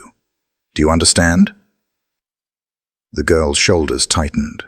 No reply. The clerk shifted uncomfortably. Lawyers exchanged glances. But Hale did not rush. He let the silence stretch. He tried simple questions. "Your name is Sophia Whitmore, correct? You're 9 years old?" Still, nothing. Elena's throat tightened. Marcus shifted, the leather creaking beneath him. Sophia flinched almost imperceptibly, her body folding inward. Hale noticed. The fear was not of the court, it was of her father. His gaze drifted toward Dr. Harris in the gallery. The psychologist gave the faintest nod. The dog, the bridge, the tension thickened. Lawyers scribbled. The clerk hovered. Elena prayed silently. Marcus seethed. Through it all, Knight remained still, anchoring, constant. To the court he was a trained K9. To Sophia, he was safety itself. "You don't have to look at anyone you don't want to," Hale said softly. Sophia twitched. Her head lifted slightly, enough to draw a breath. Knight's ears flicked, muscles tensing. The room felt it. Something was shifting. Her journal slid toward him, inch by inch, until its faded fabric brushed his flank. Barely visible, but to Sophia, it was everything. The dog absorbed the weight silently, his presence unflinching. Her grip tightened. She pressed harder against him, testing, reassuring herself he was real. For the first time since entering the stand, her shoulders eased. Judge Hale saw it. Dr. Harris, too. The bridge held. Marcus shifted again. Sophia flinched, her breath catching. Instantly, Knight's posture sharpened. Ready, focused. He did not bark, but his body radiated protection. Sophia closed her eyes, pressing her journal harder against him, drawing strength from the heartbeat she could almost feel. Knight's tail flicked once. He leaned, barely perceptible, into her journal. The message was clear. "I'm here. You're safe." The proceedings dragged, heavy with her silence. Attorneys objected. Papers shuffled. The bailiff cleared his throat. But Sophia edged closer, her arm brushing Knight's vest. Her book remained her shield, but beneath it was needed. Knight stayed. For a fleeting second, Sophia's eyes lifted. Not toward her father, not toward the judge, but downward, to sable fur. Her lips curved faintly, the ghost of a smile. Relief, fragile but real. Most saw no change. To Elena, it was heartbreak. To Marcus, defiance. to the court, still a silent child. But for Sophia, everything changed. She could breathe again. The silence stretched so thin, it felt like it might tear. The clock ticked with cruel clarity, each second a hammer against the air. Lawyers leaned forward, pens poised but unmoving. The clerk's fingers hovered mid-air, terrified of breaking the moment. Judge Hale sat rooted. This was no hesitation. It was a choice, the most delicate kind. Sophia's breathing was shallow, uneven. Her lips trembled but held shut, as though behind them lay not words but a flood too dangerous to release. Then, slowly, her hand rose. Trembling, it lifted from her journal into the light. Her index finger extended. A circle. Deliberate, soft, fragile, but unmistakable. Knight's ears twitched instantly. His head rose, his body tightening, his amber eyes fixed on her hand. He knew. Gasps rippled faintly. Elena pressed her hand to her mouth, tears threatening to spill. Marcus's fists clenched tighter. Sophia flicked her eyes toward Knight. Not a command, but trust. The courtroom shifted. Her hand fell back to her journal, her chest rising with a ragged breath. But the message was clear. She had chosen. And then, Knight rose. His movements were precise, deliberate. His nails clicked softly against the polished wood as he stepped forward. The bailiff shifted, but Judge Hale raised a hand. Let him. The shepherd moved to the stand. His body aligned with Sophia's, protective, his gaze facing outward. Then, one sharp bark. It cracked through the chamber like lightning. Not warning, not noise. Testimony. Elena wept. Marcus spat venom. Absurd. A circus. But Sophia sat still, her hand resting lightly on Knight's back, her shoulders lifting in a long, freeing breath. Judge Hale leaned forward, whispering almost to himself. What does it mean? Dr. Harris rose. Your Honor, this was deliberate. Sophia and Knight built a language. The circle means she is ready. The bark means truth. One bark, and only one bark, is her voice. A murmur spread. Pens dropped. The clerk began typing furiously. Marcus slammed his palm on the table. She's been coached. Sit down, Hale thundered. His voice cracked the air like a whip.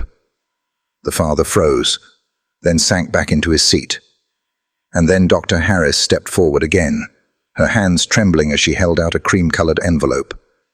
She prepared this, she said. She told me to share it only if Knight barked. He did. Hale accepted the envelope. Inside, a folded paper, worn soft at the creases. He opened it slowly. A drawing. Crayon lines, jagged and urgent. At the center, a girl crouched in the corner, arms around her head. Above her, a towering figure in red and gray, fists clenched, mouth open in a roar. And between them, a dog. Knight, drawn in bold strokes, body low, teeth bared, shielding the child. The only figure is steady. Gasps filled the room. Someone whispered, "My God." Hale turned the page. On the back, uneven letters in blue marker. He says he cares, but I only feel safe when he's not there. The judge's throat tightened.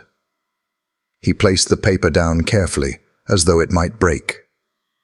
The courtroom exhaled as one. Elena wept openly. The clerk wiped her eyes. Even the bailiff shifted. Marcus erupted again, shouting about monsters children draw. but Hale silenced him with one command. The judge looked back at Sophia. She sat silent, pressed against Knight's flank, her journal still clutched. She had not flinched at her father's rage. She didn't need to. Her silence was louder. Hale looked once more at the crayon truth before him. His voice, when he spoke, carried the weight of both law and humanity. This court has heard many things, but today I saw something, and that is harder to ignore. The drawing lay open, its jagged lines trembling with memory, its words echoing like a verdict. And the courtroom sat in stunned silence, waiting for what would come next. The air was brittle, every eye fixed on the child in the stand. For 3 years she had been silent, a silence that no therapy, no pleading, no prayer could break. And then, a whisper. "Night." It was so soft the room almost doubted it, but the word had been spoken, fragile and trembling, carried on a breath that sounded like it might collapse under its own weight. Marcus froze mid-breath, disbelief flashing in his eyes. Elena's sob broke free, muffled behind her trembling hands. Judge Hale leaned forward, his stern mask faltering for the first time. Sophia's shoulders shook. Her journal pressed hard against her chest, yet her voice, small, halting, pushed through. "Night knows. Who keeps me safe?" The words shattered the silence more deeply than Marcus's rage ever could. Each syllable landed heavy, unpolished, yet undeniable. Tears brimmed in her eyes. "He remembers everything, even when I couldn't." The courtroom was still. The clerk's hands shook as she typed. Lawyers sat frozen. The gallery leaned forward in awe. Hale's throat tightened.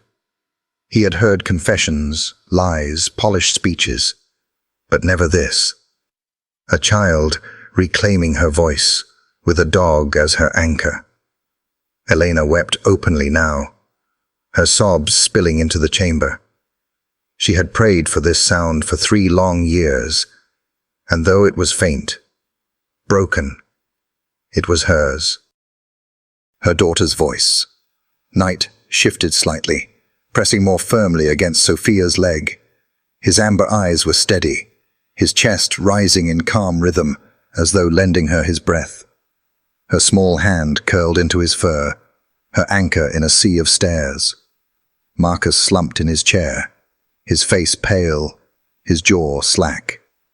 For months he had wielded silence as a weapon, convinced he could outlast her fear. But her whisper had undone him in seconds. His presence shrank, no longer the storm, but the shadow of one. Dr. Harris pressed her hands to her lips, tears glinting in her eyes. She had fought to bring Knight into this courtroom and had defended the unorthodox bond they had built. And now, in 3 trembling sentences, everything had been vindicated. Judge Hale swallowed hard. The crayon drawing still lay on his bench, but he no longer needed to study it. He had just witnessed its truth play out in living form. A child cowering, a man looming, a dog standing guard. His voice, when it came, was low and reverent. "Thank you, Sophia." The words were not legal formalities. They were gratitude, from a man who had seen too much, yet knew he would remember this moment until the end of his days. The courtroom did not erupt in applause. It did not need to. The silence that followed was deeper, gentler, a silence of reverence, of awe, a silence that held Sophia's fragile voice, as though it were sacred. Eleanor leaned forward, her tears unstoppable, her eyes never leaving her daughter. Dr. Harris scribbled a final note, though her pen trembled too much to keep pace. Even the bailiff, stoic as stone, shifted on his feet, his jaw tight with unspoken emotion. And Sophia, she leaned into night, her voice spent, her breath uneven, but she did not fold back into fear. She sat upright, hand buried in his fur, a small soldier who had finally spoken her truth. Night did not move. He did not celebrate. He simply held his post. Guardian, interpreter, proof. His silence spoke louder than words. You are safe. You are heard. Hale adjusted his glasses, his chest heavy with the weight of it all. In decades on the bench, he had relied on statutes and precedent. But today, truth had come from a circle traced in the air, a single bark, a crayon drawing, and the halting voice of a child. It was not polished evidence. It was something rarer, something purer. This court, he said finally, his tone steady but thick with emotion, has heard testimony of many kinds. But today, it has witnessed the truth. And that is harder to ignore than anything spoken in polished words. The gavel rested at his hand, but he did not strike it. The sound would have been too crude, too final. Instead, he let the silence linger, let the moment breathe. In that silence, everyone knew. The case would go on. The arguments would continue. But the outcome had already been decided. Not by lawyers, not by statutes, but by a girl who whispered the name of her dog. And Sophia lowered her head again, her hair falling across her face, but she no longer looked like porcelain about to crack. She looked like someone who had stepped across a bridge, fragile but unbroken, with a guardian at her side. And the courtroom, every lawyer, every juror, every stranger in the gallery, would carry the echo of her voice and the steady silence of her dog for the rest of their lives. When the gavel struck for recess, the sound felt different, less a pause in procedure than a mercy, a brief clearing in the storm. The courtroom spilled into murmurs and footsteps, the gallery dissolving into the hallway, like waves retreating from shore. Elena clung to her lawyer, wiping tears with shaking hands. Marcus resisted, rigid in his chair, until the bailiff's firm gesture forced him out beside his attorney. Sophia remained behind until Knight, the German shepherd in his dark blue vest, nudged her gently. She rose and followed her mother and doctor. Harris into the quiet corridor. Only Judge Richard Hale stayed seated. The heavy doors shut, and silence pressed down like a weight. He leaned back, exhaling slowly, eyes fixed on the crayon drawing before him. The picture was raw, childlike. A small girl cowering, a looming figure twisted in rage, and a dog standing between them, unyielding, defiant. On the back, uneven letters spelled out, "He says he cares, but I only feel safe when he's not there." Hale whispered the words under his breath. They cut sharper than any transcript, more honest than any testimony.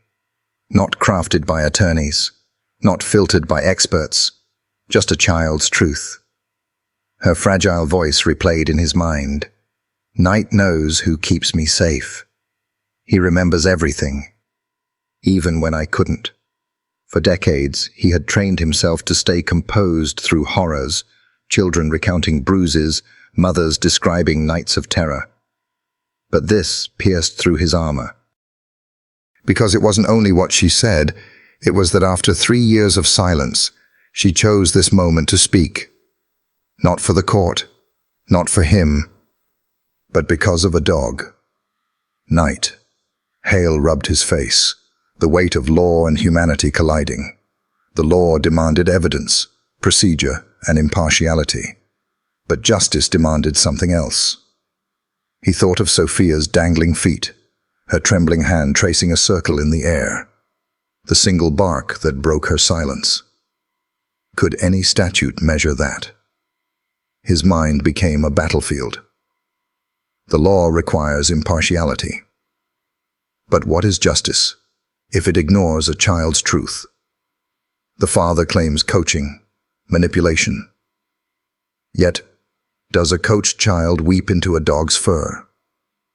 Does a lie break 3 years of silence? He looked up at the seal of the state above his bench, bold, unyielding, yet suddenly hollow. Power without a heartbeat. Sophia had one. He pictured his granddaughter's laughter at the dinner table. What if she had nothing but a journal, a drawing, and the loyalty of a dog? Would he demand more proof? The answer came heavy and clear. No.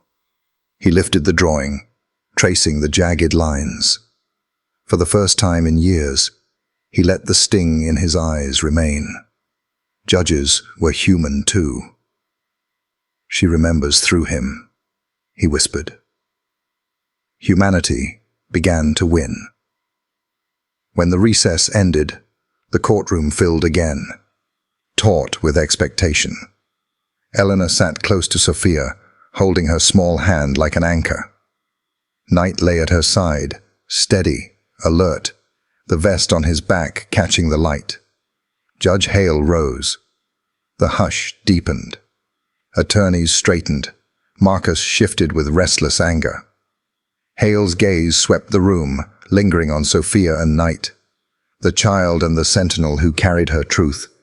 His voice was measured, deliberate. After careful consideration, and in recognition of the circumstances presented, it is the determination of this court that full custody of Sophia Morgan shall be granted to her mother, Eleanor Morgan. For a moment, silence reigned. Then reality rippled outward, soft but undeniable. Eleanor bent toward her daughter. Sophia's lips parted, a small breath escaping, a sigh carrying 3 years of fear, finally released. Knight leaned closer, pressing against her as if acknowledging the verdict belonged to them both. The gavel fell, not as a hammer of authority but as a benediction. The muted strike resonated like reverence, not judgment. Marcus froze, disbelief draining the color from his face. His chest rose in uneven breaths. His hands curled into fists, but the fight in him faltered. The bailiff's quiet stance beside him left no room for eruption. "You may leave the courtroom," Hale said, voice firm but gentle. "This decision is final. The safety and welfare of the child must be the primary concern." Marcus scraped his chair back. His steps were heavy, but his silence was louder than any protest. The doors shut behind him with a dull thud. Sophia lifted her head at last. She did not watch her father leave. She pressed her cheek into Knight's fur, whispering words only he would hear. "You kept me safe, even here." Knight flicked his ears and leaned into her, answering in silence. Elena gathered her daughter into her arms. Tears streamed freely now, relief so deep it hurt.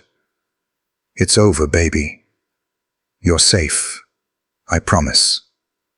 Sophia trembled, clutching her journal, then whispered into Knight's neck. "We did it."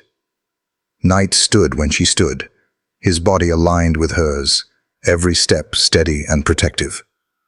Together, they walked toward the aisle, Elena at one side, Knight at the other, away from years of fear into fragile safety. Judge Hale remained a moment longer. Papers shuffled, clerks packed their files, yet he sat still, watching the child whose voice had broken through silence, the dog whose bark carried more weight than statutes. In nearly 3 decades, he had delivered countless rulings, but today he had witnessed something rarer. Truth finding its way into the open through a child and her dog. He lowered his head in acknowledgement, then rose, robe whispering as he left the bench. The courtroom emptied slowly, hushed by reverence. No one rushed. Each person seemed to know they had witnessed something sacred. At the doors, Eleanor steadied her daughter, handing her back the journal. "You were so brave." Sophia only pressed closer to Knight, whispering to him once more, "We did it." The heavy doors opened. Sunlight spilled across the polished floor. For the first time in years, Sophia looked up without fear. Knight guided her steps into the light, and that was enough. The courtroom was a memory now, still sharp, still heavy, but softened by the distance of months. 6 months had passed since Judge Hale's gavel fell softly in reverence, since Marcus was led away, since Sophia's whisper cracked 3 years of silence. Time hadn't erased the past, but it had begun reshaping it, sanding jagged edges into something livable. On an autumn afternoon, Sophia sat on a park bench beneath a canopy of gold and rust-colored leaves. The air smelled of earth and wood smoke, the laughter of children rising from the swings nearby. Sunlight spilled in broken patches across her lap, where her journal lay open. Not empty now, not frantic with circles, but alive with color. Birds in flight, trees swaying, a small house with smoke curling from its chimney, and always, always, a dog. Sometimes he stood tall, sometimes curled protectively around a small figure with brown hair and wide eyes, sometimes simply sat wagging his tail in bold strokes of yellow, as if even on paper his presence radiated light. Sophia's fingers smudged with red and green crayon as she leaned close, tongue caught between her lips in concentration. She added flowers to a meadow and then, almost absent-mindedly, let her hand drift to Knight. The German shepherd sprawled on the grass beside her, head resting near her foot, ears twitching lazily at the park's sounds. He wasn't asleep. Knight never truly slept in public, but his posture was easy, his breathing slow, his presence solid. Each time her fingers traced his fur, his tail flicked against the grass. A silent answer. The contrast struck Elena, watching from a nearby bench. Here was sunlight and laughter, where once there had been oak-paneled silence and sharp voices. There, silence had been a weapon. Here, it was gentle, chosen, filled with the hum of life. Sophia turned a page. This drawing was different. A girl on a witness stand, legs dangling, clutching a book. Beside her, Knight, bold strokes of black and brown, sat protective.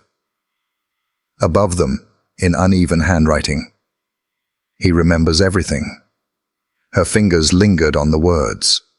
No tears fell. Sophia rarely cried now, but her breath caught, and after a moment, she drew a sun in the corner, rays spilling across the page. The scene shifted from fear to resilience. Knight lifted his head, amber eyes sharp, even in dappled light, watching her. She met his gaze and whispered softly, I know you do." His tail thumped once in reply. Elena's throat tightened.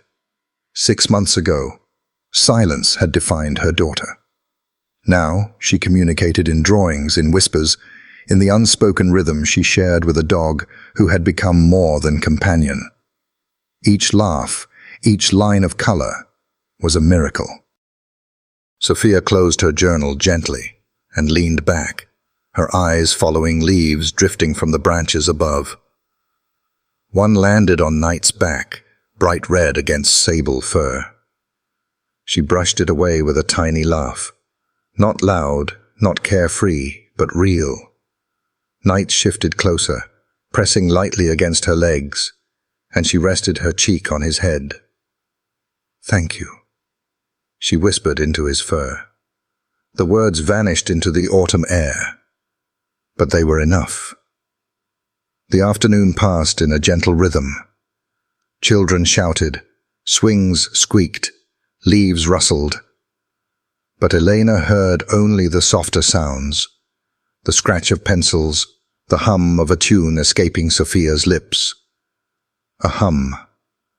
Off-key, broken, but music nonetheless. Dr. Harris's voice from therapy sessions echoed in her memory. Her progress is steady, not sudden, not dramatic, but steady. That is what matters. She isn't just speaking again. She's choosing to engage. For a child who lived in silence for 3 years, that is miraculous. Eleanor had nodded at the time, tears in her eyes. But here, watching her daughter giggle faintly when Knight nudged her ankle, she truly believed it. Sophia flipped to another page, sketching a tree heavy with birds. She shaded their wings blue, their beaks yellow, whispering to Knight as she filled in his ears. There you are, just right. He leaned into her touch, tail swishing as though confirming her words. A mother and child passed the bench. The girl leaned close to peek at the journal. That's pretty, she said brightly. Sophia froze. Her pencil stilled, her shoulders stiff. Then she glanced at Knight. His gaze steady, his body calm. Slowly, Sophia's shoulders eased. She gave the faintest nod, acknowledging the compliment, before bowing her head again. It was small, but to Eleanor, it was monumental. A choice to engage, however briefly. She smiled at the passing woman, blinking back tears. As the sun began to dip, the park thinned.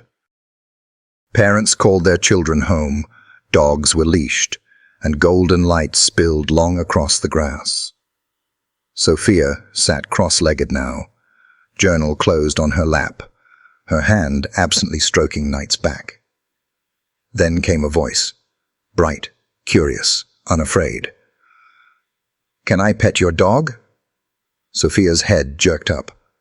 A boy about her age stood a few feet away, ice cream stains on his shirt, hair tousled from climbing. His eyes sparkled with the easy confidence of someone who hadn't yet learned silence as armor. For a moment, Sophia froze. The question was simple, harmless. But for her, it was a doorway she had not opened in years. Her fingers tightened in Knight's fur. The dog lifted his head, ears pricked, amber eyes fixed on her. He waited. He always waited. Elena set aside her book, heart pounding, but she said nothing. This had to be Sophia's choice. The boy tilted his head. "He looks nice. Is he friendly?" Sophia's throat constricted. Words pressed against silence, but would not emerge. Then she remembered. The circle, the tap, the bark, the language Knight understood. Her hand lifted slowly. She traced a small circle in the air, then tapped her chest twice. Knight rose at once, muscles flowing into motion. He stepped between her and the boy, not blocking, not threatening, simply present. Then, with ears high and tail wagging, he gave a single bark. It wasn't a warning. It was playful, resonant with joy. The boy laughed aloud, clapping his sticky hands. He said yes. And for the first time in months, Sophia laughed too. It burst out of her suddenly, bubbling past her lips before she could stop it. A real laugh, bright, alive, unguarded. She clapped her hand over her mouth, eyes wide at the sound, cheeks flushing with warmth. But it didn't vanish. It lingered, spilling into the crisp autumn air. Knight wagged harder, pressing his body subtly back toward her, even as he let the boy stroke his fur. "He's awesome," the boy grinned. Sophia nodded, hesitant at first, then firmer, her smile trembling but real. Elena's vision blurred with tears. She didn't move, didn't speak, afraid of breaking the thread that connected them. Her daughter had laughed, loudly, openly, with another child. She had let someone else into her world. The boy's mother called from across the park. He gave Knight one last pat and waved. "See you next time." Sophia's hand twitched, as if to wave back. She didn't, but she nodded, and her smile stayed. When the boy ran off, Sophia pressed her forehead gently to Knight's head, whispering something Elena couldn't hear.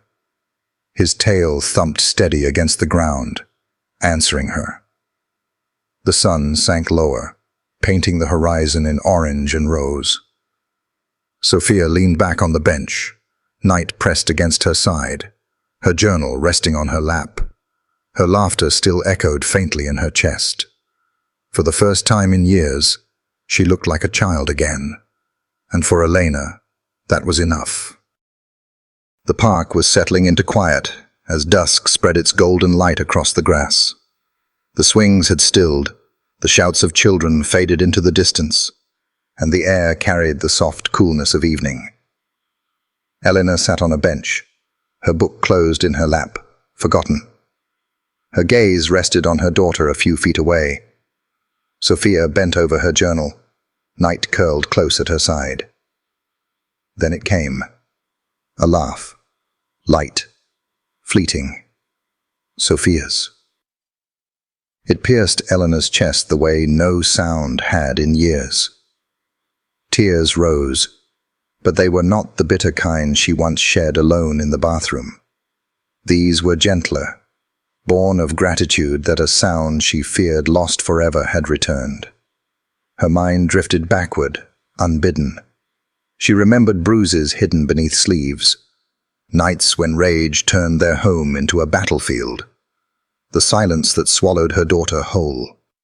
She remembered the courtroom, the sharp formality, Marcus's glare, her tissue shredding in her hand. She remembered fearing that Sophia's silence would betray them.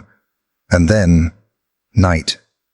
The circle of a finger, the bark, the drawing, the whisper that broke 3 years of silence. The judge's voice softened. Her daughter's words were trembling but undeniable. And now, laughter. Elena blinked back tears, fixing her gaze on the present. Sophia sketched a bird across the page, wings spread wide. Her small fingers smudged with color, her tongue caught between her lips. Knight lay steady beside her, ears twitching at the faintest sounds. He wasn't simply near her, he was part of her, woven into her healing so deeply Eleanor could not imagine one without the other. Knight was not just a service dog, not just a canine with a vest. He had become family. He had become salvation. Elena thought of nights when Sophia stirred in her sleep, pulled back into shadows. It was Knight who rose, pressing against her, until her breathing slowed, until her fists unclenched. Eleanor had watched it again and again. No therapist, no medication, no whispered story could reach her child the way this dog could. Knight carried what Eleanor could not, spoke where Sophia would not. Together, somehow, they had brought her back. Sophia looked up suddenly, her wide eyes catching Eleanor's. For a heartbeat, she held her gaze. No flinch, no retreat. Then the smallest smile curved her lips before she bent back to her page. Elena's breath caught. That smile, faint as it was worth every sleepless night, every battle in court, proof that the bridge was holding. She reached out and brushed Knight's back, his fur warm under her palm. "Thank you," she whispered, voice breaking. His tail thumped once in reply. Elena leaned back, letting the dusk settle around her. They had come from bruises to whispers, from silence to laughter, bright enough to spill into the air. She knew more shadows lay ahead, but for the first time, she didn't feel crushed beneath them. Because now, they weren't alone. That same evening, far from the park, the courthouse stood hushed under city lights.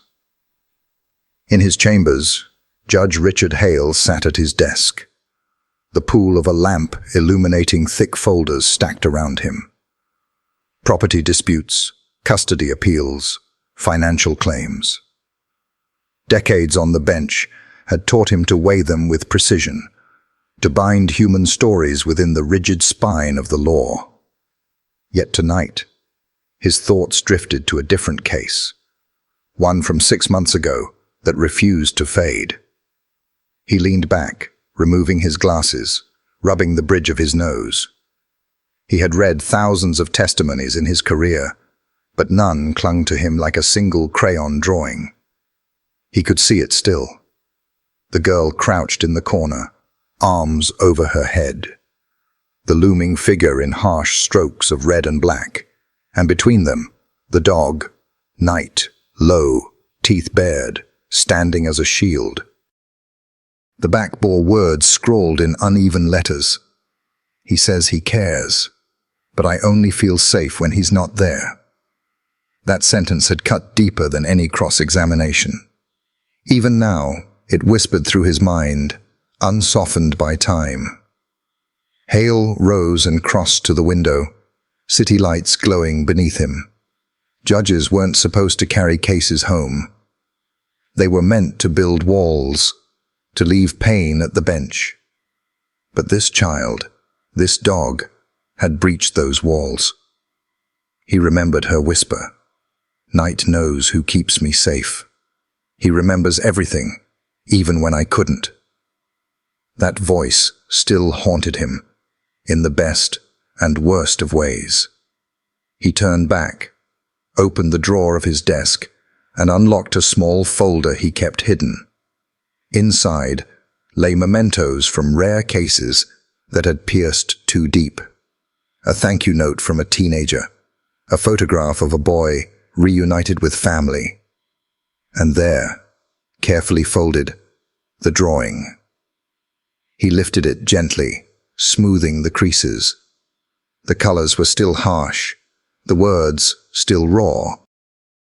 He sat with it for a long moment, letting both ache and hope settle in his chest. Because he remembered the ending too.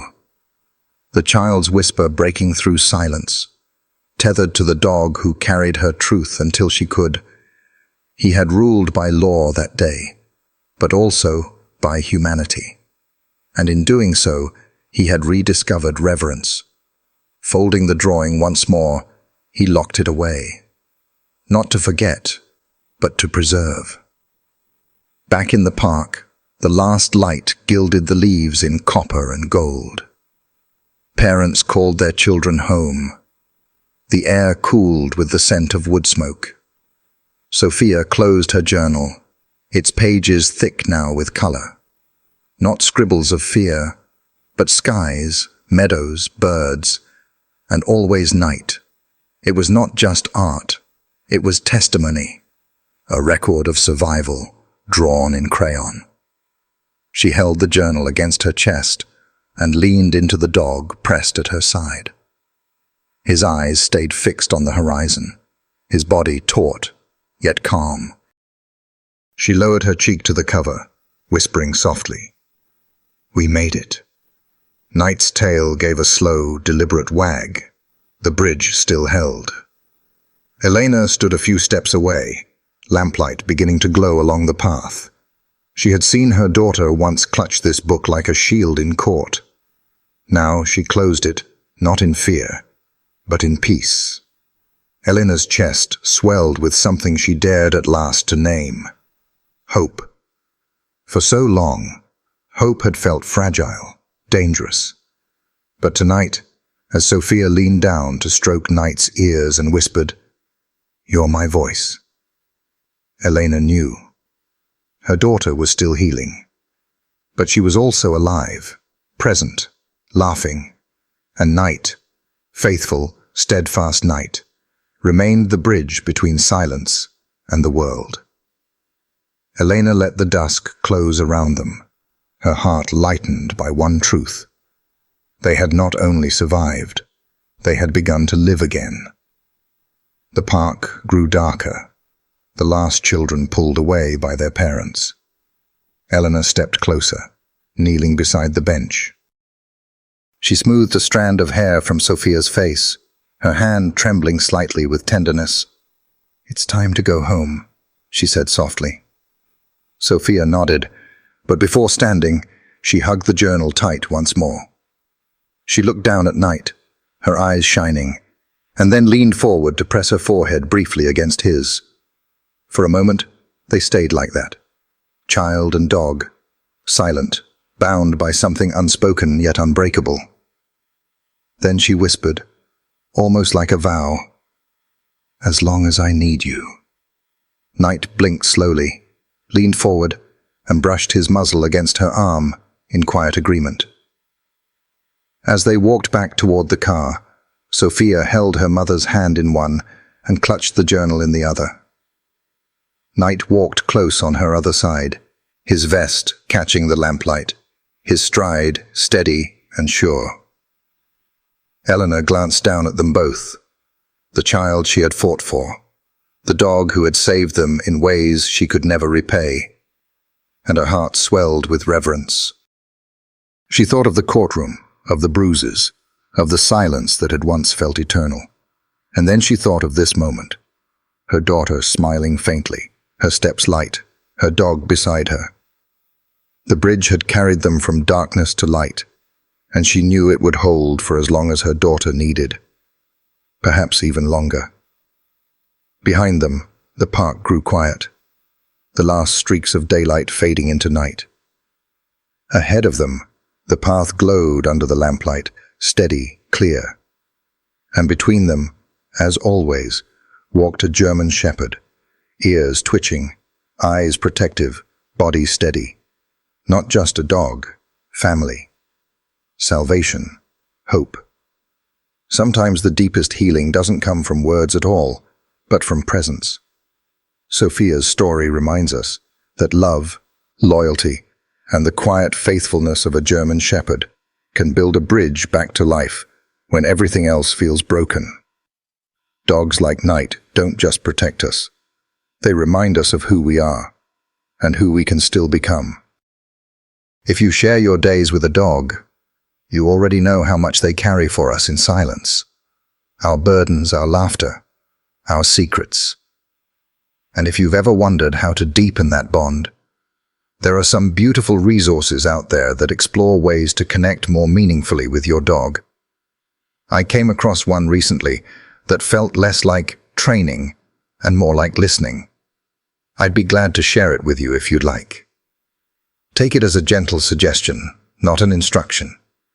Because at the end of the day, the greatest gift we can give our dogs is the same one they give us. Loyalty, patience, and love that doesn't ask for anything in return. Maybe let this story be your reminder to hold your dog a little closer tonight.